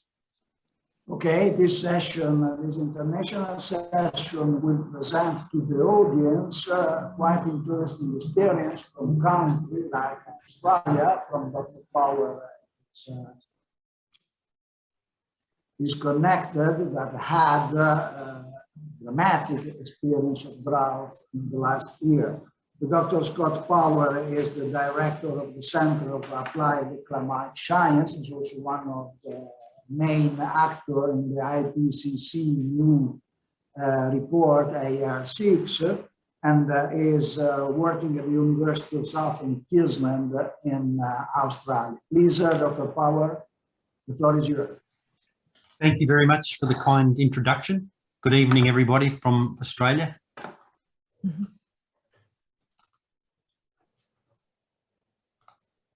Can you see my screen? Yes, yes. Great, thank you very much. And thank you to Federica and your colleagues for organising this event. I wish I could be there in person, but it's obviously not possible. Today, I'd like to talk about water management, climate change and agriculture and the Australian experience. And I'd like to acknowledge my very knowledgeable co-authors in Australia and the various sources of information that I've used and the people who've provided me with information. It's much appreciated. Main issues I'd like to address today are, first of all, to examine climate variability and climate change in Australia and their impact on Australian agriculture. Then I'd like to describe some of the practical approaches that are used to help farmers and communities build resilience to drought, high temperatures, and other climate and weather extremes. Excuse me. And I'd like to finish by highlighting the importance of further sustained cuts to global greenhouse gas emissions. So to begin with, let's look at the high degree of rainfall variability in Australia. So what this shows is the annual rainfall back from 1900 through to 2020 for an important region in Australia called the Murray-Darling Basin. And that's a major agricultural centre here in Australia. And you can see that there's an enormous amount of variability. So in some years, for example, the rainfall averaged over that region exceeds 750 millimetres, whereas in other years it can be lower than 250 millimetres. So that's a factor of 3 different. And not surprisingly, that very large amount of rainfall variability has a big impact on the profitability of farming in Australia. So what this shows is the rate of return for beef farms, mixed farms and cropping farms. And you can see that the wet conditions is indicated by these, the rate of return is indicated for during wet periods is indicated by the stripy part at the top. So you can see that the largest profits tend to occur during wet years, and the lowest profits, and in some cases the losses, occur during the driest years on record, among the 10% of driest years. So that's just a reflection of the critical importance of rainfall variability to agricultural production and profits in Australia. But of course, at the same time, we've seen, as it's true in all of your countries, that Australia is also warming up. So this shows the annual temperature anomalies averaged over the whole country from 1910 to the end of 2020. And again, you can see a lot of variability, but a clear trend to higher temperatures. And in fact, over this period, Australia has warmed by approximately 1.4 degrees Celsius. And that has brought a number of major changes. So for example, we experience extremely high temperatures much more frequently now than we used to, but it's also having an impact on rainfall in the southern part of the country during winter and spring. So what this shows is a time series of rainfall over southeastern Australia from 1890 through to 2020. And again, you can see lots of variability, but you can also see that in the last 20 years or so, most of those years have been well below average or below average. And that has had such a profound influence on the region, including its agriculture, that we actually assign a special name to that period, and it's called the Millennium Drought. And a similar story is true in the other side of the country in southwest Australia. Again, there's lots of variability, but again, you can see there's been a lot of below average years in recent times. That's having a profound influence on agriculture and dam inflows in southwestern Australia. And not surprisingly, people have taken the changes in climatic conditions and used that to estimate what contribution that would make to farm profits over in the last 20 years relative to the second half of the 20th century.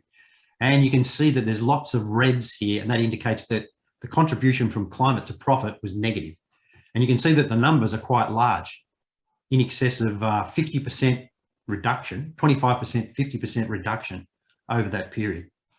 Again, you can see there's also a few spots where there's been an increase up north, but that's far less extensive. And unfortunately, as is true for Italy and some of the other as was evident in some of the other presentations, the prospects for the future also indicate dry conditions. So what this shows are climate model-based projections for rainfall over southeastern Australia. And that red dashed line indicates the amount of rainfall we received during the Millennium Drought. But you can see by the end of the century, that will be a roughly average condition. So that this long-term 20-year dry spell that we've witnessed that caused so much trouble is actually around about average conditions under scenarios where greenhouse gases continue to increase.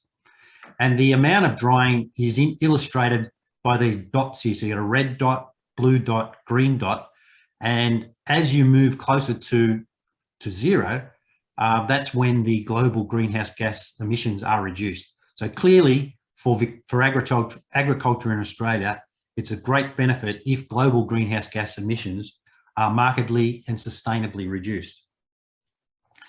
And you can also use this climatic information from climate models for the future to estimate what impact that might have on farm profit over the coming century, assuming that there's no further adaptation or technological advancement. And again, you see lots of reds, pinks and reds indicating very large reductions in the expected profit over the coming century, or by mid-century, under these two scenarios. Scenario on the right is where there continue to be large increases in greenhouse gas emissions. The one on the left is where there are increases, but not so much. Both of these scenarios represent major and catastrophic failure to meet the Paris Agreement. But fortunately, we've already seen evidence of strong farm adaptation responses to the climatic shifts that have occurred. And this has occurred primarily through improvements in technology and farm management practices. And so what I'd like to do now in the presentation is just to go into a little bit more detail about some of the factors that are leading to increased resilience among farmers and their communities. And the first point I'd like to make is that federal and state government support, both in terms of welfare during and immediately after droughts, has been important, but also increasingly has federal and state government support to strengthen resilience of farmers and their communities to future drought and future climate variability and climate change. And one example of that is called the Australia's Future Drought Fund. And this is a $5 billion Australian investment that's around about $4 billion US dollars. And it is aimed at building drought resilience within communities. And it is seeking economic, social, environmental outcomes and helping communities prepare for the impacts of drought. Other examples from the federal level include the very recent establishment of something called the Australian Climate Service. And the focus of this Australian Climate Service will be to help people understand the threats posed by changing climate, natural hazards, and to limit the impacts now and in the future. Another example of a federal initiative is called Climate Services for Agriculture. And this program will help build drought resilience of Australian agriculture by providing accessible and relevant climate information. And the last one is called the Drought Resilience and Self-Assessment Tool. There are also a number of initiatives at the state level. We have a number of states in Australia, one Queensland, where my university resides. We've established a collaboration called the Queensland and Drought Mitigation Centre.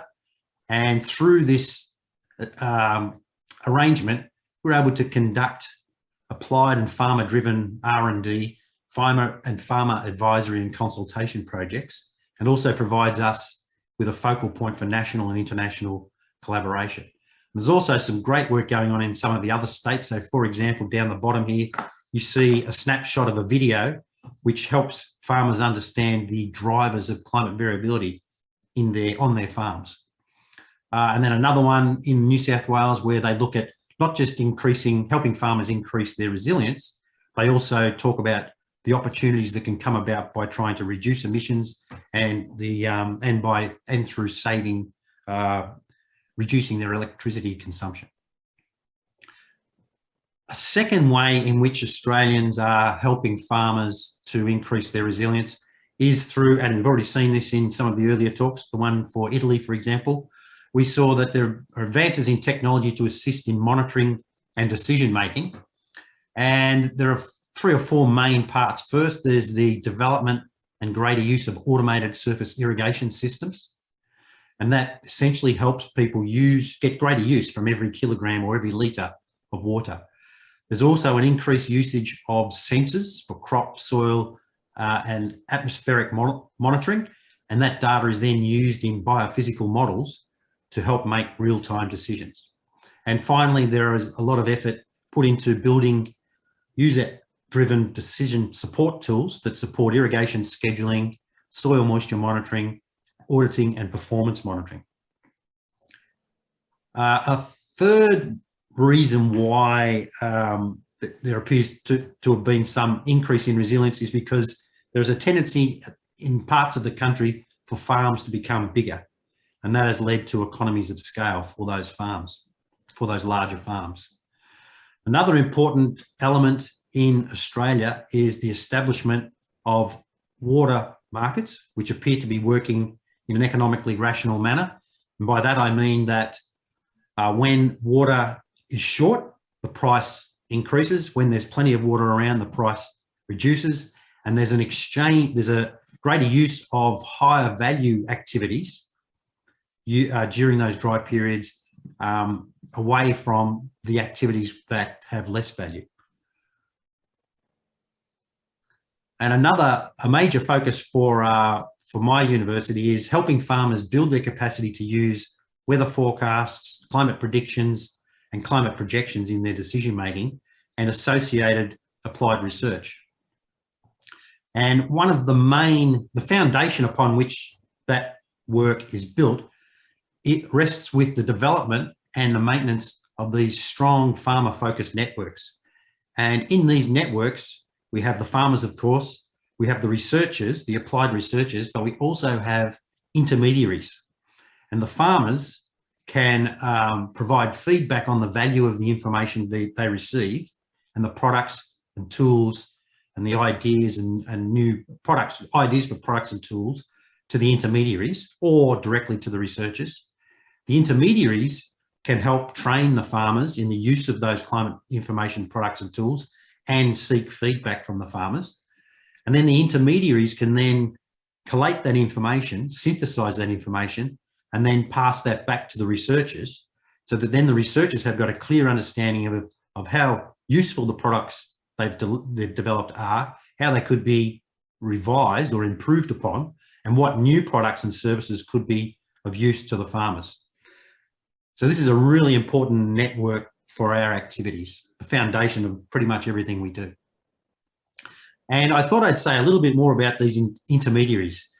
So we have a network of, in this program called the Northern Australian Climate Program, we have 15 so-called climate mates. So these are the intermediaries.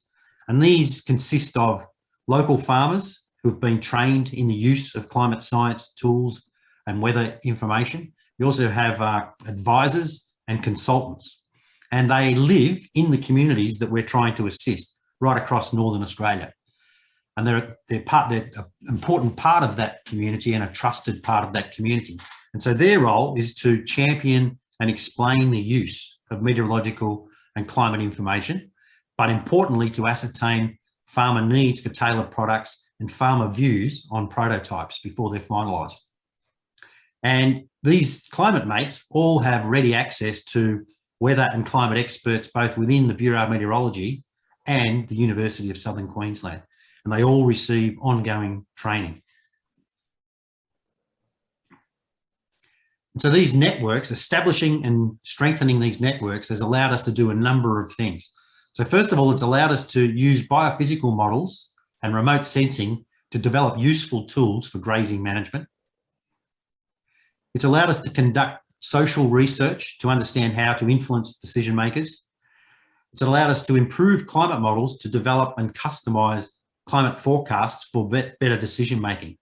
So some of the products that we've developed as a function, because we were able to identify the value of these things, were the timing of the wet season onset, rainfall bursts during the monsoon when they would occur, how often will extreme rainfall and temperature events occur, when will heat waves occur, how severe will they be, and when might flash droughts occur. It's also enabled us to develop novel index-based insurance products and discretionary mutual funds for weather and climate events. And it's also allowed us to conduct applied economic analysis of drought-resilient grazing strategies and to demonstrate the value from using climate forecast in the long term. So in summary, various methods are used to help farmers build their resilience and the resilience in their communities. That includes government support at both the federal and state level, advances in technology and greater use of that technology, structural adjustment, the establishment of well-functioning water markets, helping farmers to build their own capacity, and applied research. So in summary then, we've seen that projected climate change combined with a high degree of climate variability poses a major threat to Australian agriculture in the future. Helping farmers build greater resilience to drought, high temperatures and other climate and weather extremes is vital. We've gone through a range of practical approaches to do this, but increased effort is needed to meet the growing threats. And one thing was clear, I think, during the talk, and that is that further sustained cuts to global greenhouse gas emissions are needed to avoid the worst scenarios that were described. And so a couple of implications for that are, first, this point was made this morning by Marina, that improved management of water is crucial, but it shouldn't depend upon activities that are going to increase net greenhouse gas emissions or, for example, reduce biodiversity. And another implication is, of course, that it would be great to see the Australian government be more ambitious in its endeavours to reduce its own greenhouse gas emissions.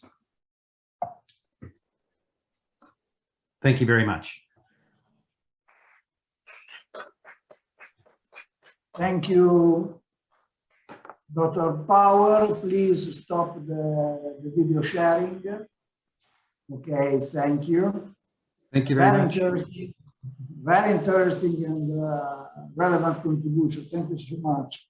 The next speaker will be Dr. Sue Walker from the Agricultural Research Council, Natural Resources and Engineering Services of South Africa. South Africa is another country that not later than 5 years ago was close to experience the 0 day for the capital, Johannesburg.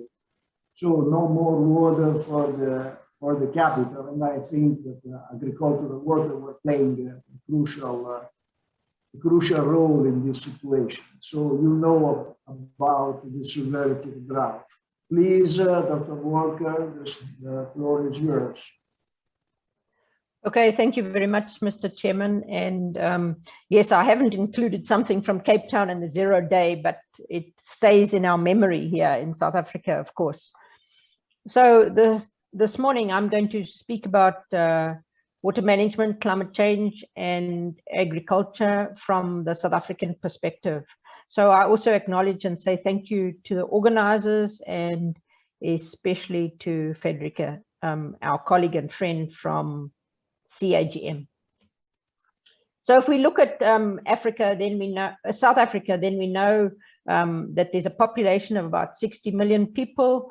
And if we look at our water use, it's 77% of it's from surface water, and groundwater is 9%, and there's some recycled water, and we're hoping that it's increasing.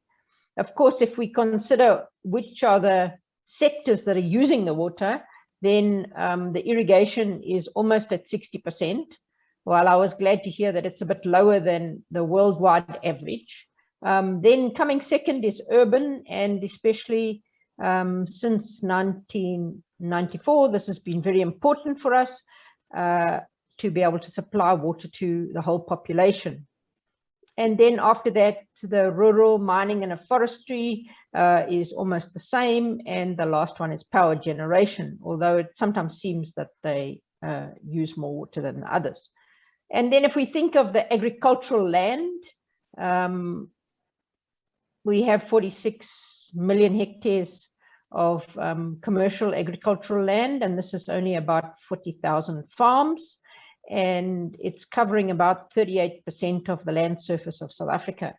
And surprisingly, it's only 6% of it for arable crops, and horticulture is almost 20%.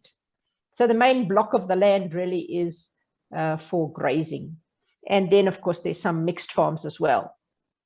So if we look at the climate, then we would see that much of it is subtropical or temperate, and then also there is a wide variation in rainfall, just like we saw in Australia. So from less than 100 millimeters per annum in the west and up to 1,500 millimeters per annum in the east, and also in the mountainous areas in the Western Cape. If we look at the number of rivers, then it's rather deceptive, because it makes you think that there's a lot of rivers running everywhere, but most of them are running from the highlands of the Drakensberg, and they're running both east, west, and to the north, the Limpopo River. And many of our rivers come into those transboundary agreements, because we have agreements with Namibia, Swaziland, Zimbabwe, Botswana, and Mozambique. And so that latest report is, of course, very important to us. And then if we think of the natural vegetation, there's a large variation, but it also varies according to the soils, the rainfall, and the slope of the land. So if we come to the climate change, and I hope you can see this, because let me go to, should go to, no, can I show this one? Is this better? Then people can see properly. So if we think about climate change, then we know that the different models are giving different predictions. And so here's the 6 models giving different predictions for the rainfall. And so we know that the rainfall variability is going to also increase.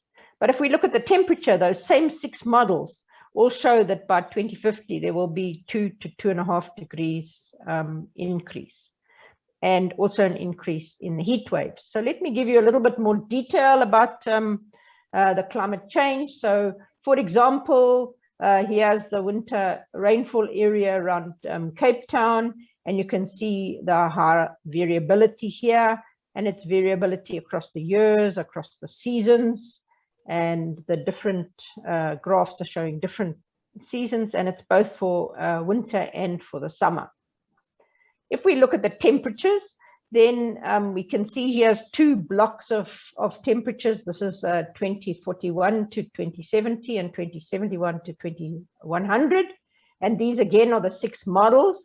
And you can see that there's quite a lot of variation between the models, but all of them agree that it will get hotter. The implications, of course, for agriculture is that there will be more frequent droughts, because there will be higher evaporation rate as well as less rainfall. There will be more heat waves, even of longer duration. There will therefore be reduced soil moisture. There will be shorter growing season and a longer burning season, because then in our winter, when there's no rain, it's when the runaway wildfires burn the farms. And there will probably be a reduced maize crop yield and reduced livestock production. So about the increased heat waves, if we just look at this top graph here, we can see that this is a number of towns, and each one of these blocks across here is years, so it's for about 50 years. And just if you generally look, you can see that there's a lot more of the high temperatures over here. So we've had no years when there wasn't a heat wave in some of these towns. And so this is also particularly across some of the Free State area, which is our maize producing area. So if we go across to agriculture now, then we want to know that maybe there's a shift from available fruit and vegetables to a processed food, and we need to look at some of that. So if we look at the map of South Africa, and we see that there's large areas where there is livestock production, and that's because of the low rainfall. There's large areas where the grains, maize, and wheat are produced, and then you can see these colors are for the cattle. And this is for the commercial farms across the whole country. These purple areas, of course, are the fruits over here. If we look at our growing calendar, and this is what is going to change some, here's the barley and wheat, which is grown in our winter. Here's the maize, which is planted then in October to December. So if we look just quickly at some summary of our agricultural production, then we can see that in 2017, it was $22 billion from those 46 million hectares, and it only contributes 3% to the country's economy. The main things are maize, and so this is the field crops showing that it's contributing almost a quarter, horticulture also about a quarter, and 50% of the production is coming from livestock. This livestock includes large livestock, small stock for, so it's beef and dairy and sheep and goats, as well as the poultry and pigs. So if we think about maize, maize is our staple diet in Southern Africa. And so we want to look and see how maybe the maize areas would shift then under the rain-fed maize. We can see that this is what we traditionally call the maize triangle over here. And this is where the maize was grown, as well as in KwaZulu. And now if you see the shift in the area by 2060, so we will know that some of the farmers in different areas will have to be learning some new skills. If we think about how we can use crop models, and some of that has been explained earlier this morning and also by Scott in Australia, then we can see that there's some variations from the production, and we can do gap analysis, and we can also look at the risk assessments and compare it across the different seasons. So here is a comparison then for November planting for El Nino and La Nina, and for the January planting as well. If we think then about the climate and climate change, we know that it's a driving force for the crop growth. It's determining the boundaries for the suitability, and we can use different indices for that. We also know that the extremes in climate have caused major crop failure. So there's cold temperatures, sometimes there's frost damage after the people have planted their summer crops, or even the high temperature, which induces the heat and water stress. And this, of course, also affects the cattle. And so we really need some early warning systems, and some of them are in place. And over the years, there's been different drought preparedness projects. So if we come to the water efficiency, then what are we doing about it, and how much are we wasting? So for South Africa, it's very important to think about water security. And so because of the scarcity of water, it can be defined either by not being enough water, or it could be the lack of good, safe water. And so it's about the water quality. And so we really need to address some of these things. And you can see here is the explosion in the Western Cape when we were heading towards day zero. But it's not the only area of South Africa. In the Eastern Cape and in Limpopo, there's also limitations. And some of these limitations can be economic water scarcity. So it's not only that lack of water, but also the lack of ability to provide the water to the people and to the irrigation schemes, as well as the normal physical water scarcity. So here are some of the challenges related to financial resources, institutional capabilities, sometimes a limitation of the resource or crisis, the right kind of investments, and then, of course, the management decisions. And all of these then affect jobs, livelihoods, and create a spread of diseases. So some of the conflicting needs are the need from the urban area, from the municipalities, and they need high water quality. But some of the mining and industry is upstream of those municipalities. And so there really needs to be some broader development planning, and also the large municipalities that cover rather large rural areas, it's very difficult to provide tapped water to everybody. So there's been a lot of projects where we are doing spring protection so that people can obtain the fresh water from the spring. So really it's about trying to manage the supply and also to manage the demand. So the supply in South Africa has really been changing and has a need to be able to develop the groundwater. Of course, there's also opportunities for looking at some new dams, but because of the decrease in rainfall expected, that's not very good. There also have been some problems with pollution control. And so one of the latest things is during the recent riots a month or so ago, you know, some of the chemicals were spilled right into the rivers and then into the estuaries. But traditionally, we've had a large number of inter-basin transfers, and these are usually from the east coast, from Lesotho, that it can run towards Gauteng and then also through to the drier areas. But to manage the demand, we've been trying to reduce the amount of water used by the irrigation industry, and so promoting more efficient irrigation methods instead of using the surface irrigation, using micro drippers and micro sprayers. Also, the conflict between the allocation of water to industry or to agriculture. But we need to look at it at different levels. So we have some catchment management committees. We also know that there's some storage on the farm, and then we're also looking at how it is used by the crop and by the cattle.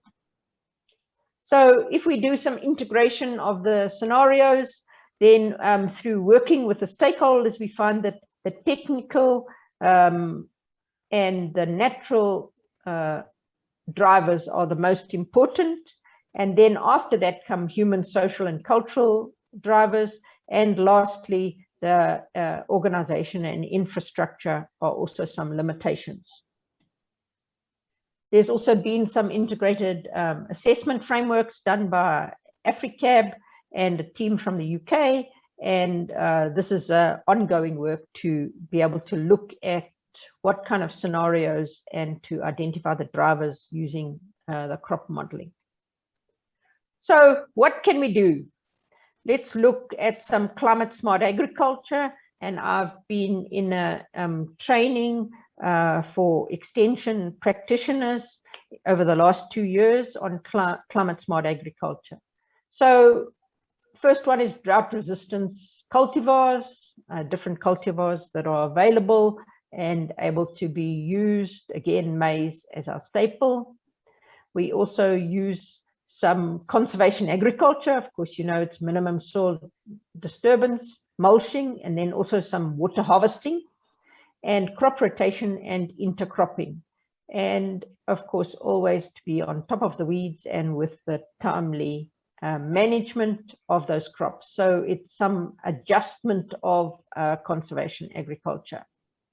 Oh, what have I done now? No, sorry. Okay, and then we've also been looking at our wetlands, because there are a large number of wetlands in South Africa, both in the inland rivers and also at the ocean. And so these need to be protected, and especially the peatlands, because they are going to store the carbon for us and so give us some payback and mitigation.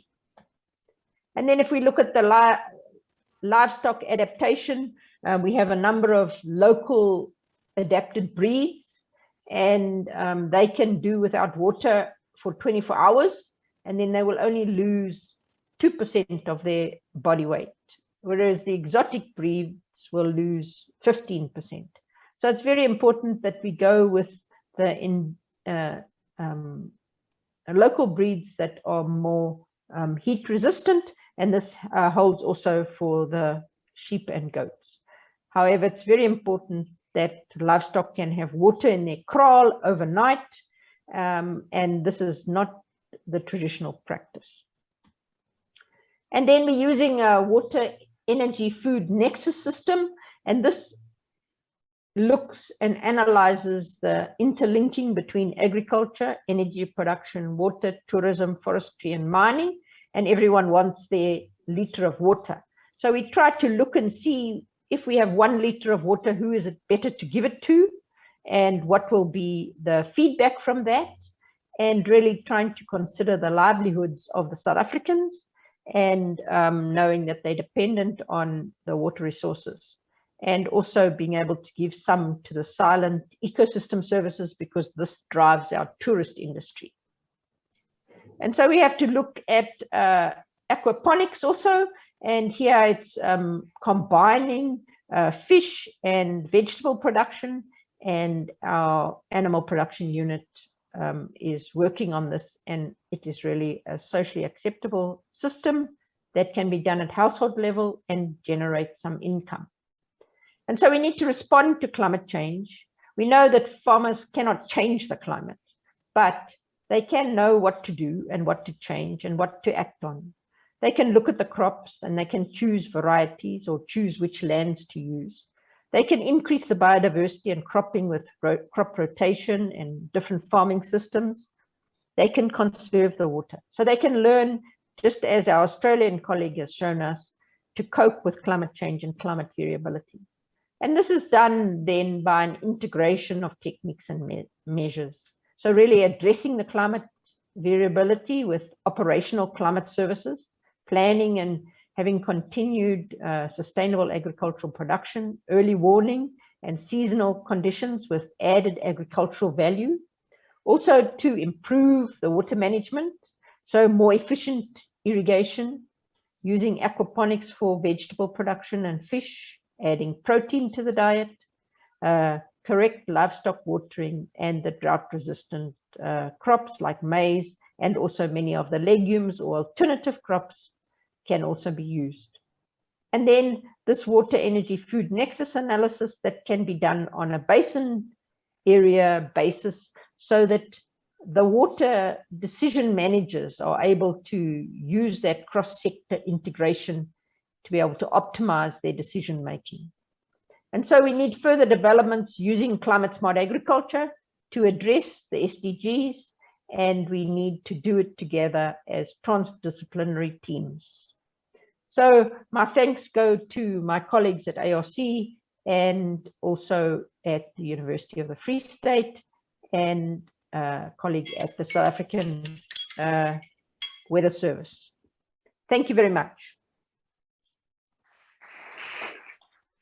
Thank you so much, Dr. Walker. Very interesting, good point.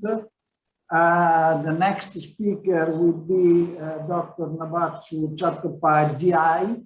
I don't know if I pronounce it well. That is the former head of Agriculture Meteorological Division of the Indian Meteorological Department in India. Dr. Chattopadhyay, the floor is yours, please.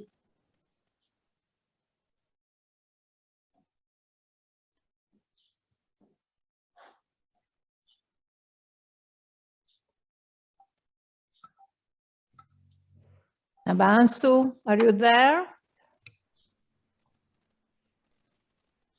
Yes, can you hear me? Yes, very well. Yeah, thank you very much. First, at the outset, giving me thanks to the organizer for giving me opportunity to present a very important theme, wartime management, climate change and agriculture, the experience from India. I really congratulate the organizer for selecting the theme, very important theme, very timely after the release of the IPCC statement on the climate change. If you see,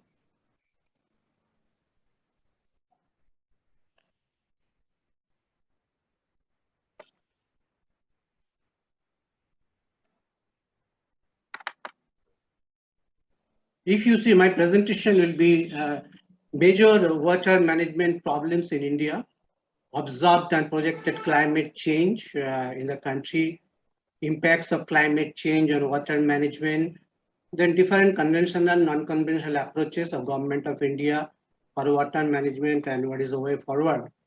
Now, in India, the main problem of water management is the flood irrigation, then exploitation of the huge exploitation of the groundwater, then cultivation of water-intensive crop, then insufficient rainwater harvesting, then waste of water as runoff to the sea and salinity intrusion. And this extent of unsustainable use of water, a lot of attention is given by the policymakers, businessmen, the civil society research, and however the farming communities. Based on the available evidence and existing policy difference, central governments are making a lot of strategies to do this. You see here, one of the country in the northern part in the country, huge extraction of the groundwater is doing, but this is having a lot of problem, but these problems are being addressed. Second thing, that excessive use of water for the crop like rice and sugarcane, it has been experimented that this water logging may not be required. With 1/3 of the water, this kind of similar yield or more than greater yield is possible. And also this excessive water logging, it has been seen that it is lowered the yield also and also the environmental problem. And as far as the water pollution is concerned, actually, this area is very much vulnerable to the tropical storm, and as a result of storm surge, there's a lot of salinity problem in the, particularly the coastal area. And also what I have mentioned in the northern part, that indiscriminate large-scale pumping of groundwater, that is also make a lot of salinity. And another very important phenomenon which is being addressed now, in the eastern part of the country, there is a lot of arsenic problem because of that extensive use of water through tube-wells.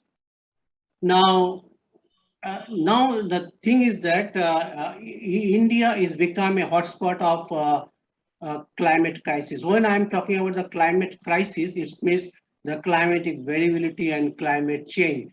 And it is very, very sensitive to large number of people who are using the agriculture, forest, livestock, and other kind of engagement. And it has been already been seen that there is a lot of temperature, rainfall variability. Not only to that, there are a lot of extreme events which are recurringly, causing a lot of problem to the agriculture. So taking all this scenario, the sustainable management of the water and conservation water is now the one of the highest priority in the policy agenda of the government of India. Now, India has a large number of villages where still the traditional way of knowledge is being used. But now a growing concern is that how this traditional knowledge can be better improved by the proper adequate kind of information. Now, agriculture and climate change in India, there are a large part of India who I have shown in the shaded portion, which is called the dry farming tract, where 40 to 100 centimeter rainfall is there. If any fluctuation temperature rainfall is there, there's a huge loss of crop and problems in the marginal and small farmers are there. And also this flood, particularly flood in the coastal area, and also these extreme events, that makes the agriculture very, very, sustainable, vulnerable, and make it very busy. All these farmers are these days busy with the climate crisis. And if you see the, observed climate change and the project climate change, which is directly or indirectly related to the agriculture in India, I mean, from 1986, the temperature, it may be mean, it maximum, it is 0.15 degrees centigrade. There's increase. But whenever we talk about, 2040 or 2069, there is a projection that it may increase, further increase to 1.39 to 2.7. And one of my study with my colleagues in Indian Meteorological Department with the large amount of data from 1951 to update 2016, we have seen that there is a shift in the temperature region and also the rainfall. And all the agroclimatic zone in India, around 127 agroclimatic zone is there where this, and now we are now changing the agroclimatic zone concept now. And if you see the tropical storm, which is compounded with the storm surge and the flooding, that makes the coastal area very, very, vulnerable in terms of salt water intrusion and also the flooding.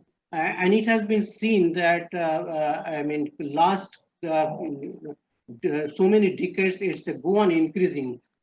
And one of the point which I showed that about the tropical storm, the main cause is been attributed to the sea surface temperature in the North Indian Ocean. And it has been seen that in North Indian Ocean from 1951 to 2015, there's a 1 degree rise in the sea surface temperature, which is more than the global average of 0.7. And it has been attributed that global warming in this period is attributed to the severe cyclonic storm caused flooding and storm surge. And whenever we have seen the projected, sea surface temperature in the North Indian Ocean, same thing will be contributed with a more warming is being expected. And also this is which is will be causing very severe cyclone into the in the Indian coast. And if you see the tropical storm, we have seen with the data that particularly the post-monsoon season, the tropical storm will be more, and also Arabian Sea part where it is not that much, but there also it will be increased. So that means tropical storm management for agriculture and water management will be a great challenge for the India. Now, if you see the rainfall, rainfall has a mixed feeling. Seasonal rainfall will be increasing, but monsoon will be weakening. But the weakening of monsoon rainfall will be compensated by the higher moisture content. But the frequency of the extreme precipitation will increase, and this will increase particularly in the central and southern part. And monsoon onset date will be early and retreat date will be delayed. But most important part is that inter-annual variability, where the agriculture of India depends a lot, and there will be more inter-annual variability. So another great challenge, how to take into consider inter-annual variability into our sustainable water management.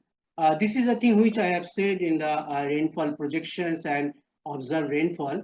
And if you see that some of the speaker has already mentioned, myself and some NOAA and some other countries, what we have done that we mapped the soil erosion erosivity map across the world.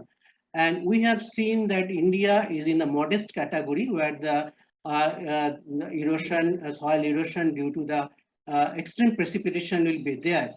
And so a lot of strategies are being done. I'll show you about the water harvesting, watershed management to combat this kind of erosivity problem into our system. And another point is that we have taken 5 to 6 GCM models, and whatever we try to see that what will be because just now we have mentioned the rainfall, but what is the status of the potential evapotranspiration? We have seen that potential evapotranspiration will increase with increase in temperature, but though the northern part will be slightly comfortable, but in the southern part, the water reserve will be a problem in 2050 or 2040, like that. So this need to be addressed. Another thing is that, which I said, that flood has made a lot of havoc. We are continuously getting flood in the monsoon and also sometime other part. And particularly what we have seen that in the Himalayan river basin, Ganga, Brahmaputra, where there is a large projection of the flood, and that will be make this projected enhanced flood risks have made India to have a very potential need for better adaptation and mitigation strategies.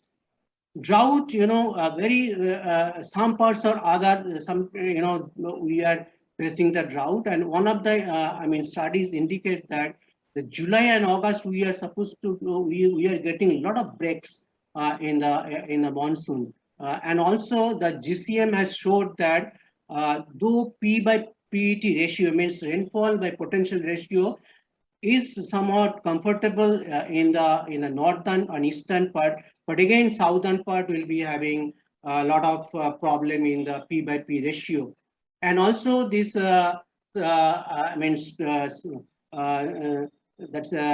precipitation index, that is SPEI, also showed similar kind of conclusion, and also sea surface temperature, level rise. We have seen that from 1874 to 2004, the increase of sea level is 1.06 to 1.75, and also 1993 to 2015, 3.3. And the projection is that at the end of the century, 20 to 30 centimeter increase in the sea level, and that makes a lot of strategies how this kind of sea level rise can be countered by taking some kind of adaptation and mitigation process. Now, what are the major interventions? Because we know that in India from 1970 onwards, there are a lot of climatic variability. So taking that climate variability into consideration, and climate change is a projection, we are already doing some knowledge-based and participatory approach to maintain a sustainable and conservation of water management policies and in the field, and the policies are based on the different kind of evidence, different kind of strategies already we have experienced, and the strategy should be adaptable to the common farmer, and also it should be replicated and it should be upscaled. And some of the interventions I'll be mentioning here. This is a salinity, how we are doing in the coastal region, scientific monitoring, assessment monitoring, behavioral and institutional approach, and engineering measures.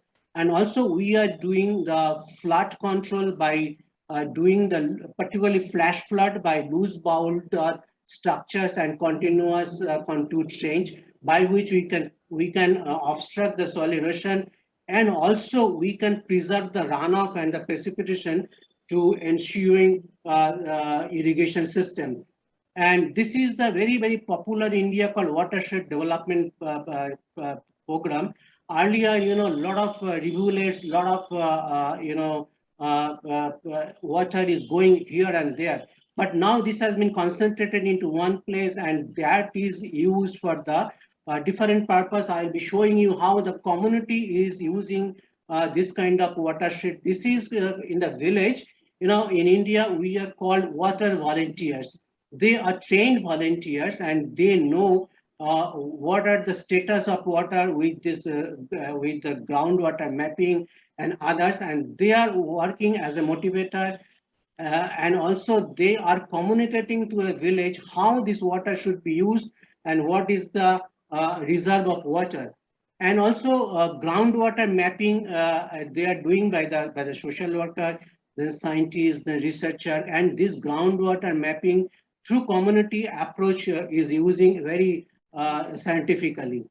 And another is that promoting water use efficiency, that we are using micro irrigation system, and lot of micro irrigation system has been installed in the country, and in future lot of will be there to properly use the water as per the need. Another is called system crop intensification, which is a management system where we have seen that different management idea particularly decreasing the crop density, and also the geometry systematic application of organic manures.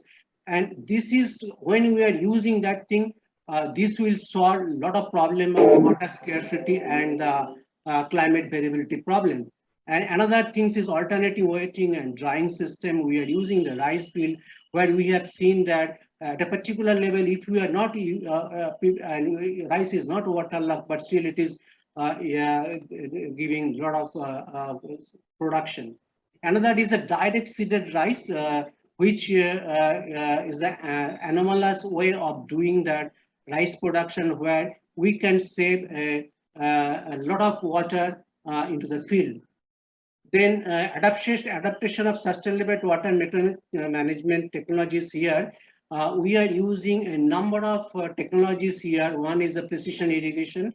One is the smart irrigation. We are using remote sensing. We are using artificial intelligence and ICT. And we are very sure that with all these things, today we are doing excellent job. And whenever this climate change will be coming in a big way, this will be a huge tool for us to combat this kind of. And another thing is restriction of the seepage and percolation. Whenever there is a same rainfall is there, but when the texture will be different, we have seen that a lot of water has been lost due to seepage. But we have seen that puddling and compaction will be at least reducing 20% of the water loss. Another is that we have seen that crop rotation. It has been experimented in the eastern part that with a suitable crop rotation, with a minimum amount of water, we can get very high yield of other crops through the better coordination between farmers, scientific extension officials like that. And another very important part is that use of solar pump.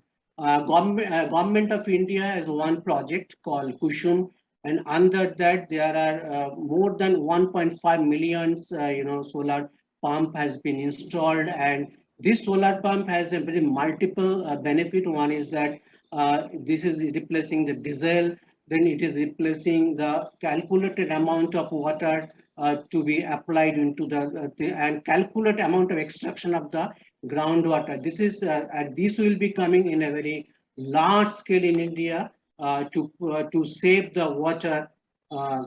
Another thing is that there are I have mentioned that large area in India is the dry farming tract where only 40 to 100 centimeter rainfall is there. But even also because of the drought, particularly central and southern part, they don't have any other option to do the agriculture.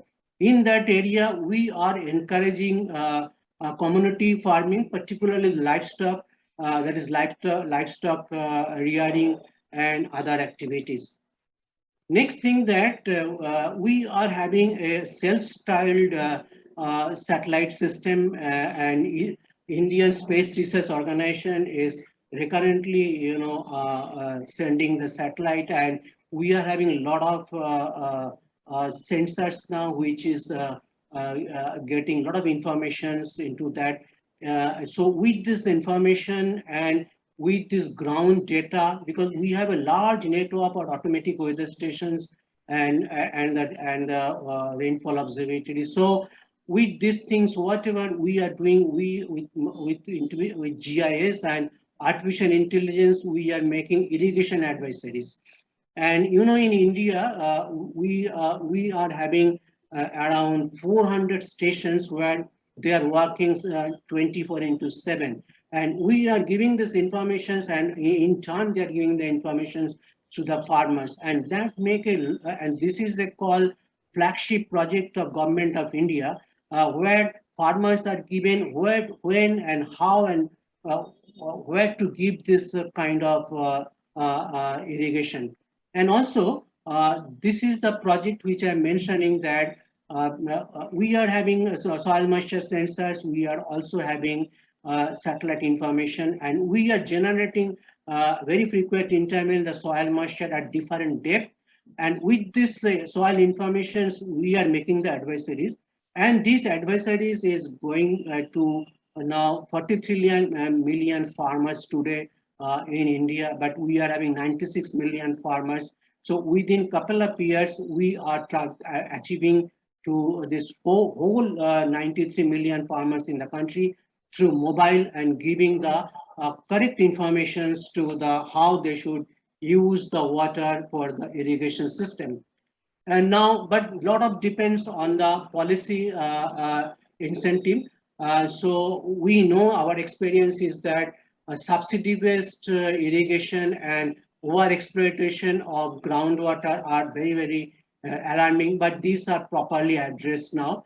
But again, you know, diversification with crops, which I mentioned, crop protection to nutricerial, sorghum, millets, and other will be replaced with a very high intensive crop like rice, sugarcane.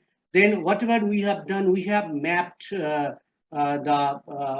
total India, and we know that which crop is suitable to which place. So, but these are all should be linked to the market and supportive infrastructure and public investment. And World Bank project is there called Save Water, Save Money, which is giving a lot of impetus to the policy maker, researcher, that how to save the water under this alarming situation. And another very important initiative has been taken called participatory irrigation management research by farmers. They are the better governance model, and this has already been demonstrated in some parts of India, but we are going to upscale this thing very shortly. So the way forward is that we know that there will be increase in the weather variability, climate change, and it will continue to pose risk of water and availability of agriculture. Now, focus on sustainable water usage under climate change could be a long-term solution and challenge of inadequate food and water supplies. Then water productivity of major crops in India has recently been mapped, and call for attention to shift areas covered by water guzzling crops to remunerative option. Then the political, economy, and policies, they should combine together and so that farmers can save water.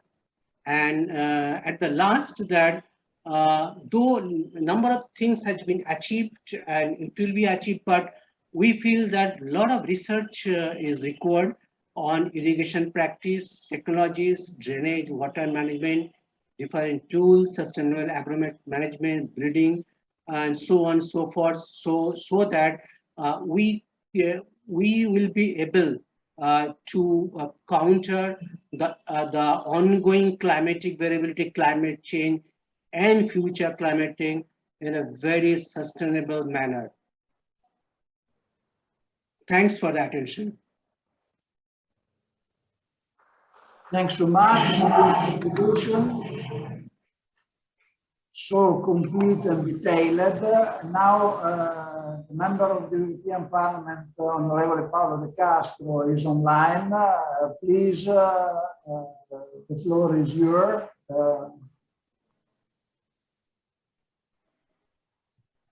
Thank you very much. I hope you are listening me. Great. So yes, first of all, well. Thank you, Accademia dei Georgofili, and of course, Associazione Nazionale Consorzi di Tutela e Gestione delle Acque, l'Ambi, e tutti I colleghi, professori, and all the colleagues, university, and other people that are listening us. So thank you very much for inviting me. As you see, I am in Strasbourg this morning. We are working for the plenary section in the European Parliament. Well, the issue is quite crucial. Water in agriculture, a better use for a better world. Something that is in the core of what we call Green Deal, our project for the future, Green Deal, and the two strategy who depends of the Green Deal. So from one hand, we have a farm to fork strategy, and the other hand, we have a biodiversity. In both of these strategies, European Commission has clarified which important is how we can manage in the future the natural resources, land and water. This is the main issue in our project, in our deal. Of course, now is particularly important time in Europe because we have already approved in the last days the Common Agricultural Policy Reform, which include some of important change in our policy, taking into account climate change and the environmentally objective, which is very much improved. We introduce in this reform the eco scheme, so the farmers has to introduce this sustainable measure, otherwise they lose 1/4 of the total direct payment. So more or less 25% means that is a very strong input to force our farmers to go in the more sustainable practice. In these sustainable practice, what we call strategic plan, every member state now is working to prepare this strategic plan, because the next Common Agricultural Policy will come into force in 2023. So all the member state has more than 1 year, more or less 1 year, because we already have to vote. The final vote on this reform will be scheduled in October, so we have some more time. But of course, the agreement is already done, so I don't expect to have any change until now to the final vote in October. So the member states have a 1 year, more or less a little bit more than 1 year, to prepare the strategic plan. Into the strategic plan, which is the very news into the new Common Agricultural Policy, have to introduce this eco scheme. Inside of the eco scheme, every member state can introduce a measure who are in favor of this sustainability, and of course, water is there. How the farmers can use better water, to save water, so kind of equipment, technologies, but even, of course, to use less water. And in these regards, there are many possible innovation which can help us and can help agriculture to use a better water in agriculture. I'm talking about the innovation in genetic innovation, for example, is a very interesting news coming from the new breeding techniques, which introduce opportunity to make a new variety who are resistant to the water stress and can be much more water-less use, which is another important task. But of course, there are other measures like rotation, like good agronomic practice that can force farmer to have a better use of water. Water is crucial. You already said, of course, in this important event this morning, water is crucial. We don't have agriculture, we don't have production without water. So that will be very important for all of us to force farmers to go in the right direction to keep water, which is crucial for our landscape, for our environment. What we are trying to do is going in the direction to force our farmers to go there. But the debate, of course, is open, and now we are expect to have more and more legislative proposal from the Commission, because don't forget the Common Agricultural Policy is a reform that we start working in 2018, so in the last Commission, and now, of course, the situation is totally changing with the Ursula von der Leyen Commissioner presidency, because she's putting a lot of effort on Green Deal, and of course we expect to have a new legislative proposal taking into account the most important decisions that we are going to have in the Fit for 55, which is our direction to the future of our European economy. Of course, I would like to stress that the importance that these goals should be maintained in equilibrium with the environmental, economic, and the social aspect, because otherwise, if we are forcing our farmers in the direction that they are not going, of course, the risk is to reduce the production. We have an impact study from CRI, which said that the farm to fork follow the farm to fork goals, exactly what the Commission said, the risk is to have a production reduction in Europe, and this is what that we don't want, of course. We want to reach these important goals, but we want to maintain our European production. We want to increase our European production, but in sustainable way. So no one farm should be left behind.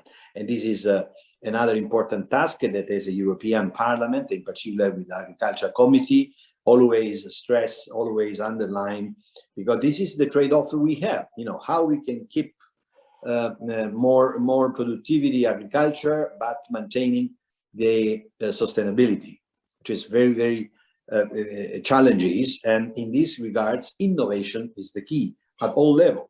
So we are working a lot in this reform on precision farming, smart farming, all the equipment that can help farmers to use better the equipment, to use better the natural resources. So this is just a few considerations about our job here in the European Parliament. And of course, water is one of the main arguments and issue in this environmentally and natural resources management. So of course, now is the time to go strongly, is the time to go faster, is the time to make more knowledge around farmers and more knowledge about our public opinion. So thank you very much for Accademia dei Georgofili and all the colleagues that are involved in this important discussion.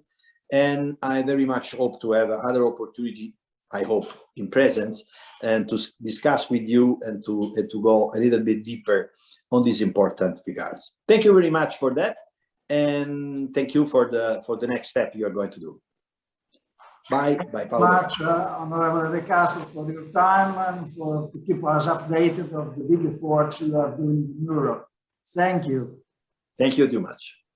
The next speaker will be Dr.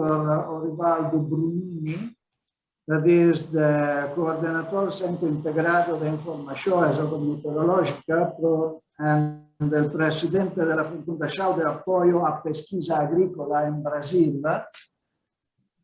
Dr. Brunini, please. Just a second, please. Thank you. Okay, I'm sorry for that, but first of all, I want to thank all the organizers and especially Federica for the invitation.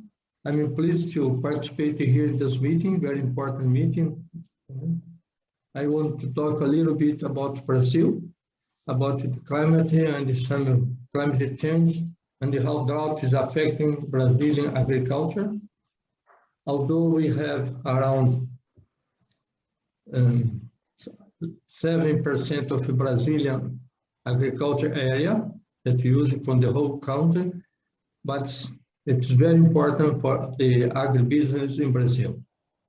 The talks we are trying to discuss should be about some climate variability in Brazil, what are the institutions involved in this, about the climate and agriculture, some climate change variability, drought monitoring in Brazil, and especially about the climate variability and the drought in São Paulo state. Here we have a view of the Brazilian map. We have to go from this tropical and equatorial area, the semi-arid here in northeastern Brazil, the subtropical and tropical climate, altitude climate in Brazil. So we have a very large diversity of crops. That's very important for that, even some irrigated area and also rain-fed agriculture area. Here we have an example. What should be the average mean annual temperature in Brazil? If you make some simulation of climate change scenarios of a -2 degrees up to 4 degrees C, you can see how it changes drastically the areas in Brazil as it go warming effects for the crops. But if we consider the available water based on water balance, we can hear that's natural, that's a normal area of Brazil. People who know the northeastern part of Brazil, very dry, semi-arid region. You can here to the Amazon region. If you reduce the 2 degrees C, if you increase it by 2 degrees C, but if you increase it 2 degrees C and increase it 20% of the precipitation, we almost go back to the former situation. If you have a 2 degrees C on the last 20% of the precipitation, it gives you a very serious condition for crop development. Here for São Paulo State, here, the actual scenarios for water balance for São Paulo State, that's the sea border here, no water deficiency at all. That's the actual scenario. If we increase 2 degrees C, we keep almost zero water deficiency here, increase the water deficiency in the northern part of the state. But if we consider increase of 20% of the precipitation, we go back to the former situation. So we can see how rainfall is very important if we're going to start climate scenarios situation. The major agency at the federal level, we have here Brazil National Weather Service, Ambi, National Institute for Space Research, Embrapa, National Water Agency, National Center for Disaster Risk Monitoring, SEMADEM, Foundation for Meteorology of the state of Ceará. They have a very large action all over Brazil. In some states, they do have a lot of information working together, but we're going to talk more exactly for São Paulo State. So we have two major secretariats working for that. That's the Water Resource and the Environment State Secretariat. We have the Water Department and the Agriculture Secretariat. We have the our Integrated Center of Agrometeorology, Extension Service. All work we do is using the Extension Service. They have 624 offices all over the state. We also have the we have the called Rede Data Clima. It means that all farmers can use the integration between Ciagro and the Rede Data Clima for the user, and also the research enterprise that's have the Agronomic Institute. For instance, here, the drought we are having. Okay. Before that, drought has been a recurring factor throughout Brazil, both from meteorological point of view and especially about agriculture. As we mostly use SPI and so on, but for agriculture, if considered type of soil, crop calendar, the more sensitive phase of the crop for water deficit, it's very different if you use SPI or SPEI. In this year, drought became a water crisis all over the country, affecting all southeast area of Brazil, the central and Midwest region, even the Northeast. And the drought has become a very recurrent factor in Brazil. We can see later on how drought is becoming very important for that.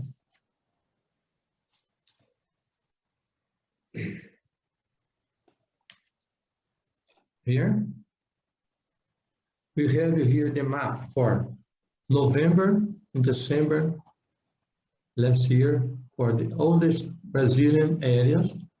Here, as a combination between National Disaster Risk Center and National Water. In this case, the National Water Energy and National Water Department, they use the drought monitor based on National Drought Mitigation Center that was used in USA. So the combination of those two agencies, that was the map of the drought in Southeast, Middle East, and the southern part of Brazil. It's very serious. That was in March of this year, indicating how serious was the area affected by drought in Brazil. Besides that, we have here SPI was carried on for São Paulo state. That's an example for March last year, using 24 months. That's more used for hydrological study. This area here, this and this, they use it for a lot of irrigation purpose in here. So they have a problem of irrigation there, lack of available water for irrigation purpose. Most of the farmers are using under hydrological process, collecting water from the deep soil. That's affecting even the reservoir for that. Here we have the area, we have a large dam to provide water for São Paulo city. We can see later on how this area is also being affected this year in Brazil. That's very important. You can see later on how it's considering the importance of drought, water management, and the temperature effect. Here, we have for March this year, the SPEI for all over the state. You can see here. This area here, all crops being cultivated in this area. It was very affected. They use a lot of irrigation here. In this area also can see there's no enough water even for irrigation. Most of the reservoir for them in São Paulo state, they are below 30% of water there. So this is affecting energy production, irrigation, and besides that, we have another problem in Brazil this year, particularly in the southern, southeastern, and the central part of Brazil. We have a lot of drought. You can see the former maps I showed to you. That was made by Semadan and Ana. We have frost. So that affected very much the out-season maize crop during the flowering period, and also for pasture, because it was very dry, and after that we have frost. So all cattle was affected by that. For instance, now we have a lot of farming in all over Brazil, particularly in São Paulo state. And some farmers, they don't have pasture for the cattle or for the animals. They have to use another kind of supplement for feeding the animals. So it's very important when you combine drought, frost, and fire. Should be all combined together to analyze that. Here we have, since 1890 to 2020, the annual rainfall of Campinas. We have a lot of weather stations in São Paulo. Most have 80. Campinas has 131 years of continuous measurements of rainfall and temperature. And here we have the anomaly of this year. Since 1890 to 2020. But a study that we made last beginning of this year, considering the total of rainfall between October and March, was the mostly growing area, growing season in São Paulo state.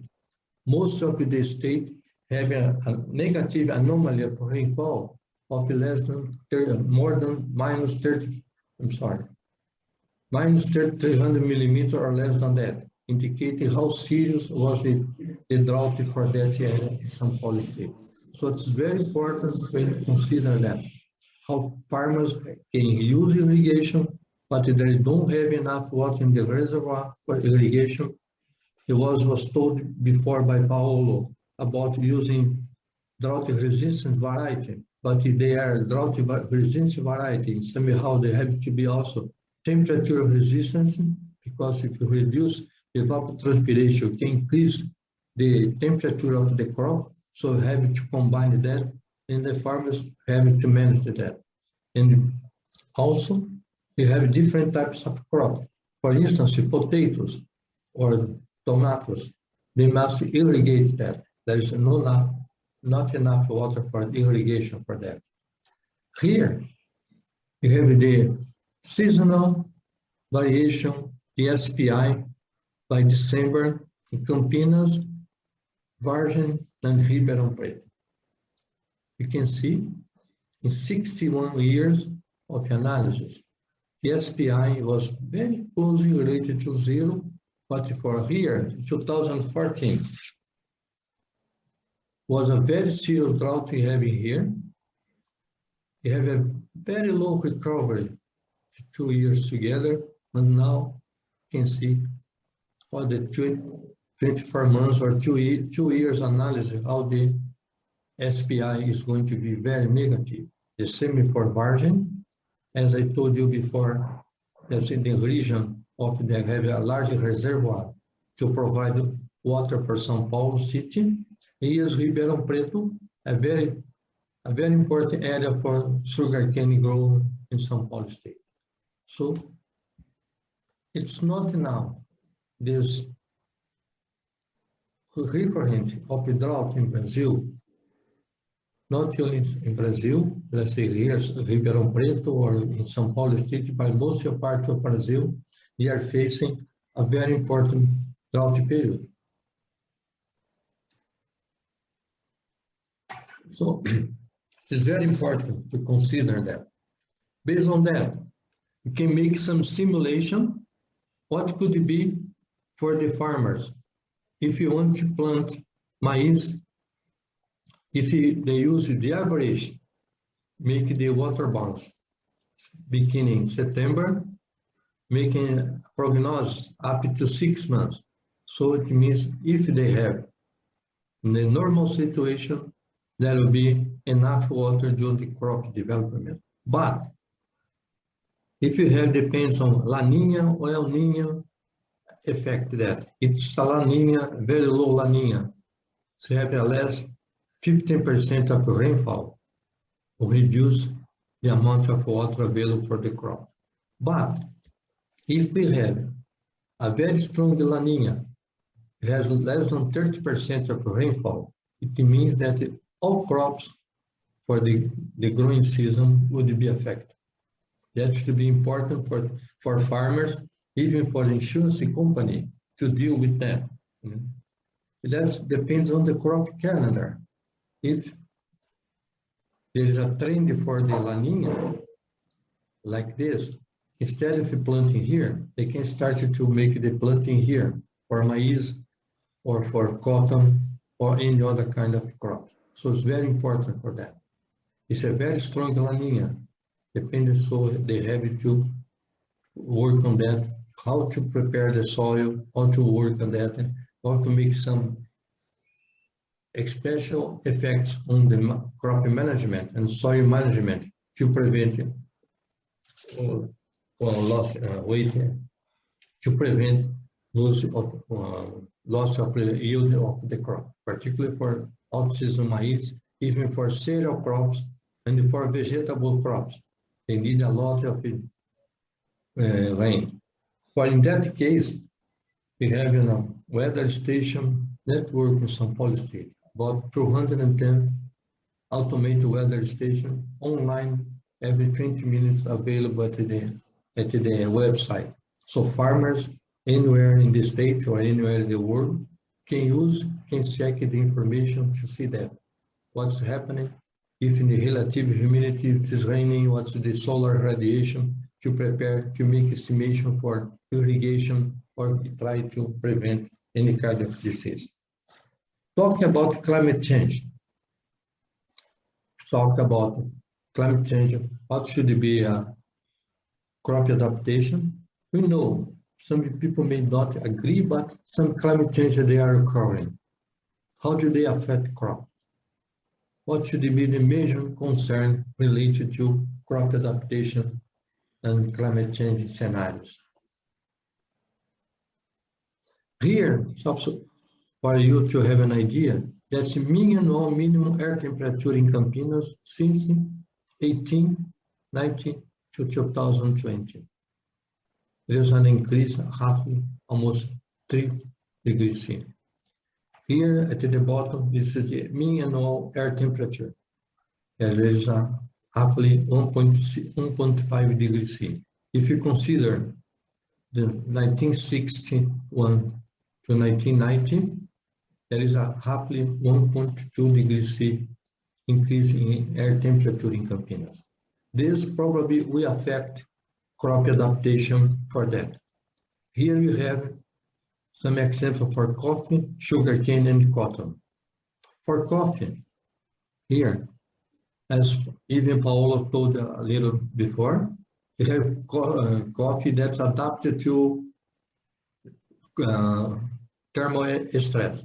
That's the normal situation here. If you have a 2 degrees C increase in air temperature, so you reduce some of the available areas for coffee in São Paulo state, even by only increasing 2 degrees C air temperature. That's very important. Here in this area here, it's marginal for coffee. Here it turns not available for coffee here, but most of the state still can grow coffee.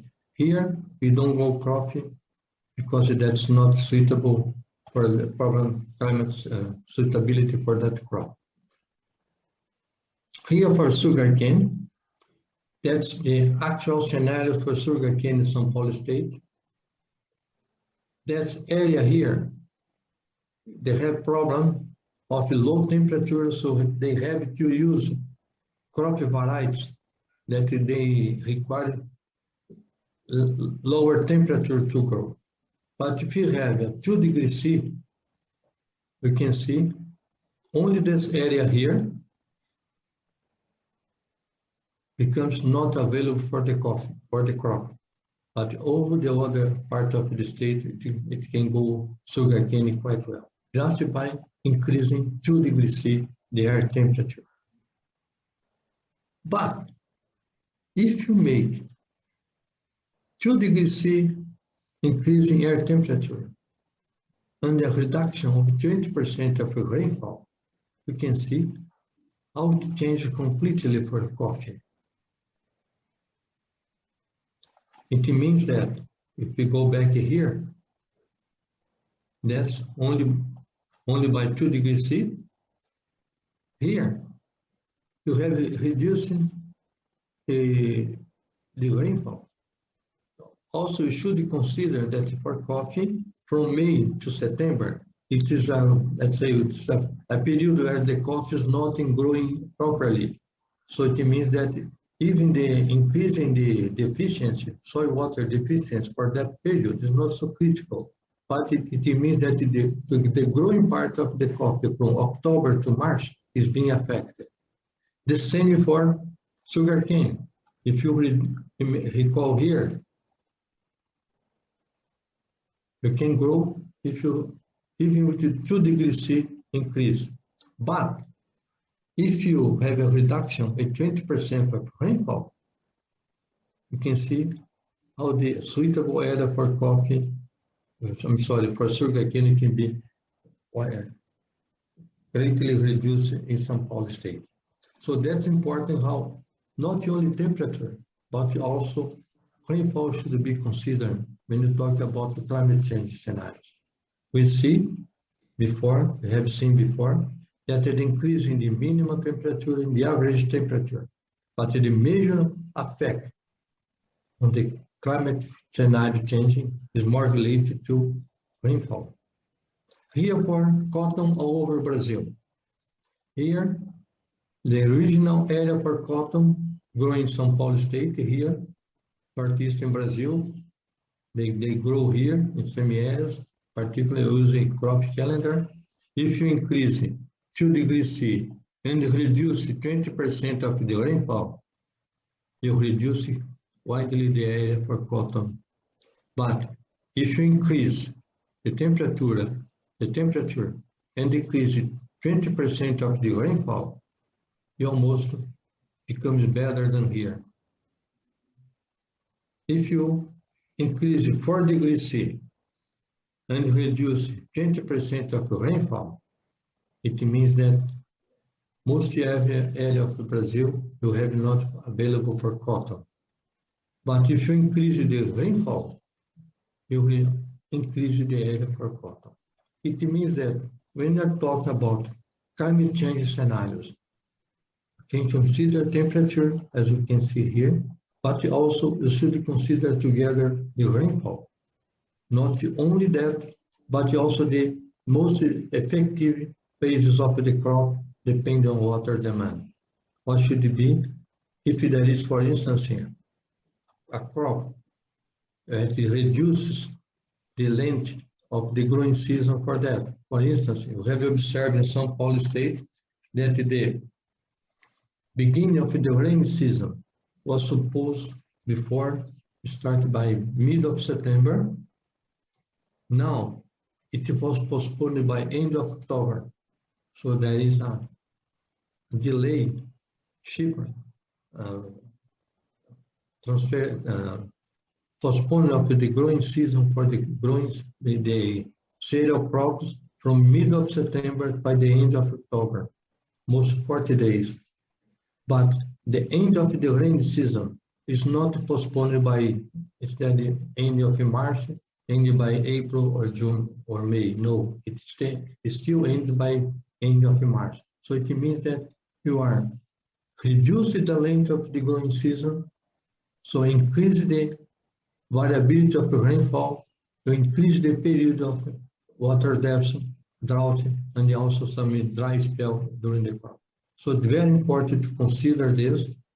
And if you want to talk about how to support water in the food security process, some aspects to be considered. First, there is a clear trend toward the change in temperature regime, especially in terms of minimum air temperature. This really reflects the green gas effect. This change may be related to global climate change or seasonal oscillation. So should be considered, or should it be really a climate change or some seasonal oscillation? The aspects that are inherent to climate variability must not be disregarded. We cannot forget that. They must indeed be assessed in conjunction with the climate change scenarios. Not to work just one to combine both. For the state of São Paulo, previous studies indicate a distinct change in the beginning of the rain season, as I told you before, from September to the end of October or beginning of November. Studies concerning the adaptation of the crops to the new climate scenario must be considered, as was also told about De Paula a few minutes ago, must be considered to the interactive aspects of cropping system, genetic breeding, water resource, agrometeorology, and soils. They have been jointly assessed because depending on the type of soil, if you have a very heavy rainfall, you can make erosion. But if you have some very small dam to hold that very large amount of rainfall that's going there, so we can provide water for the new dry spell that's going to happen. Also, finally, water balancing, soil water balance must not be interpreted separately as a tool for the indication of the climate change or climate risk assessment. What it means, you should combine water balancing with the crop response and also the climate scenarios for that, the temperature or rainfall regime for that. That's my last slide. I want to thank all people for my presentation. I'm sorry for the beginning, I mixed the process here. So thank you very much for the organizing, very important meeting. Thank you very much, Federica, and all people on that. Thank you very much. Thank you, Rivaldo, also for your patience. I know that your family is originally from Italy, so you are here today almost virtually. That is a great pleasure for us. Thank you very much.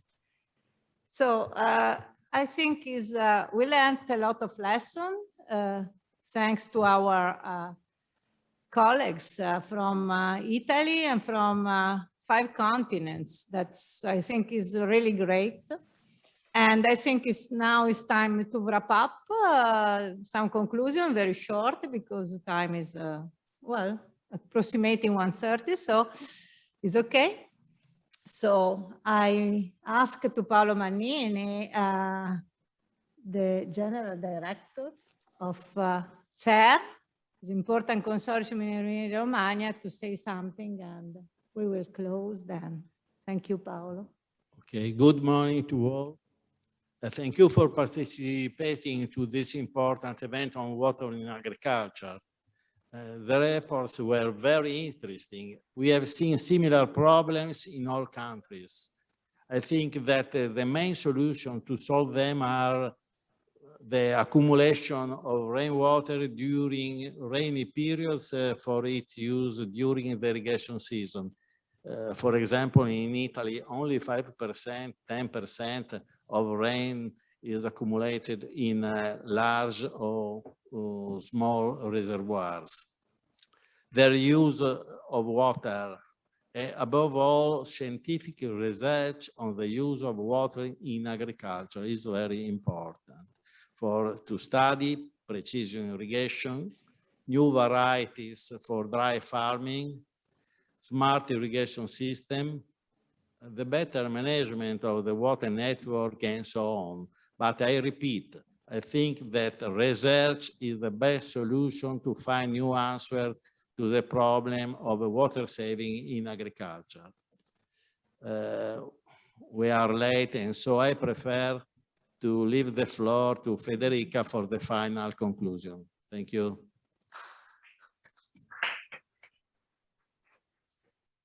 Thank you, Paolo. Well, I will be very short. I think that the meeting, Paolo, I will be short because I think that we had a lot of information. This meeting reinforced the demonstration of the commitment of this Accademia dei Georgofili and of the biggest actor in the water regulation and management national level to support the transition of our agro-system to become totally sustainable, so economically, socially, and sustainable under the point of view of resources. We know that water, energy, food nexus has not to be forgotten in such the transition. So we have a hard activity, hard future, I have to say. Agriculture operates in an unstable environment. It's treated by many drivers as to produce more with less. So sustainability must be supported, and we have to support farmers. As Susan said, we should shift to climate smart agriculture. That is not a simple concept. It's not just a practice. It's a mixture of practices. But this is the way to make our agriculture more sustainable, more resilient, more mitigating. So I think that science is a part of a mosaic of co-creation. We have to co-create together, water providers, science, farmer, markets, citizen, and work together to support agriculture and support our national and international value chains for agro-food. And of course, there are many solutions to reduce the impact of water. We heard about salinization, about water use, about a better use of water using decision support system. So I think we have many solutions, and now we have just to push them to become operational and make the difference in the true world, I think. So I think I don't see question and answer. So this means that our speakers were very clear. So I think we can close the meeting now. And really, we thank on the behalf of academia, on the behalf of Ambi, CER, and CNR, that are the organizer, all the person attending, either in person or virtually or remote. Thank you again, and see you soon. Thanks.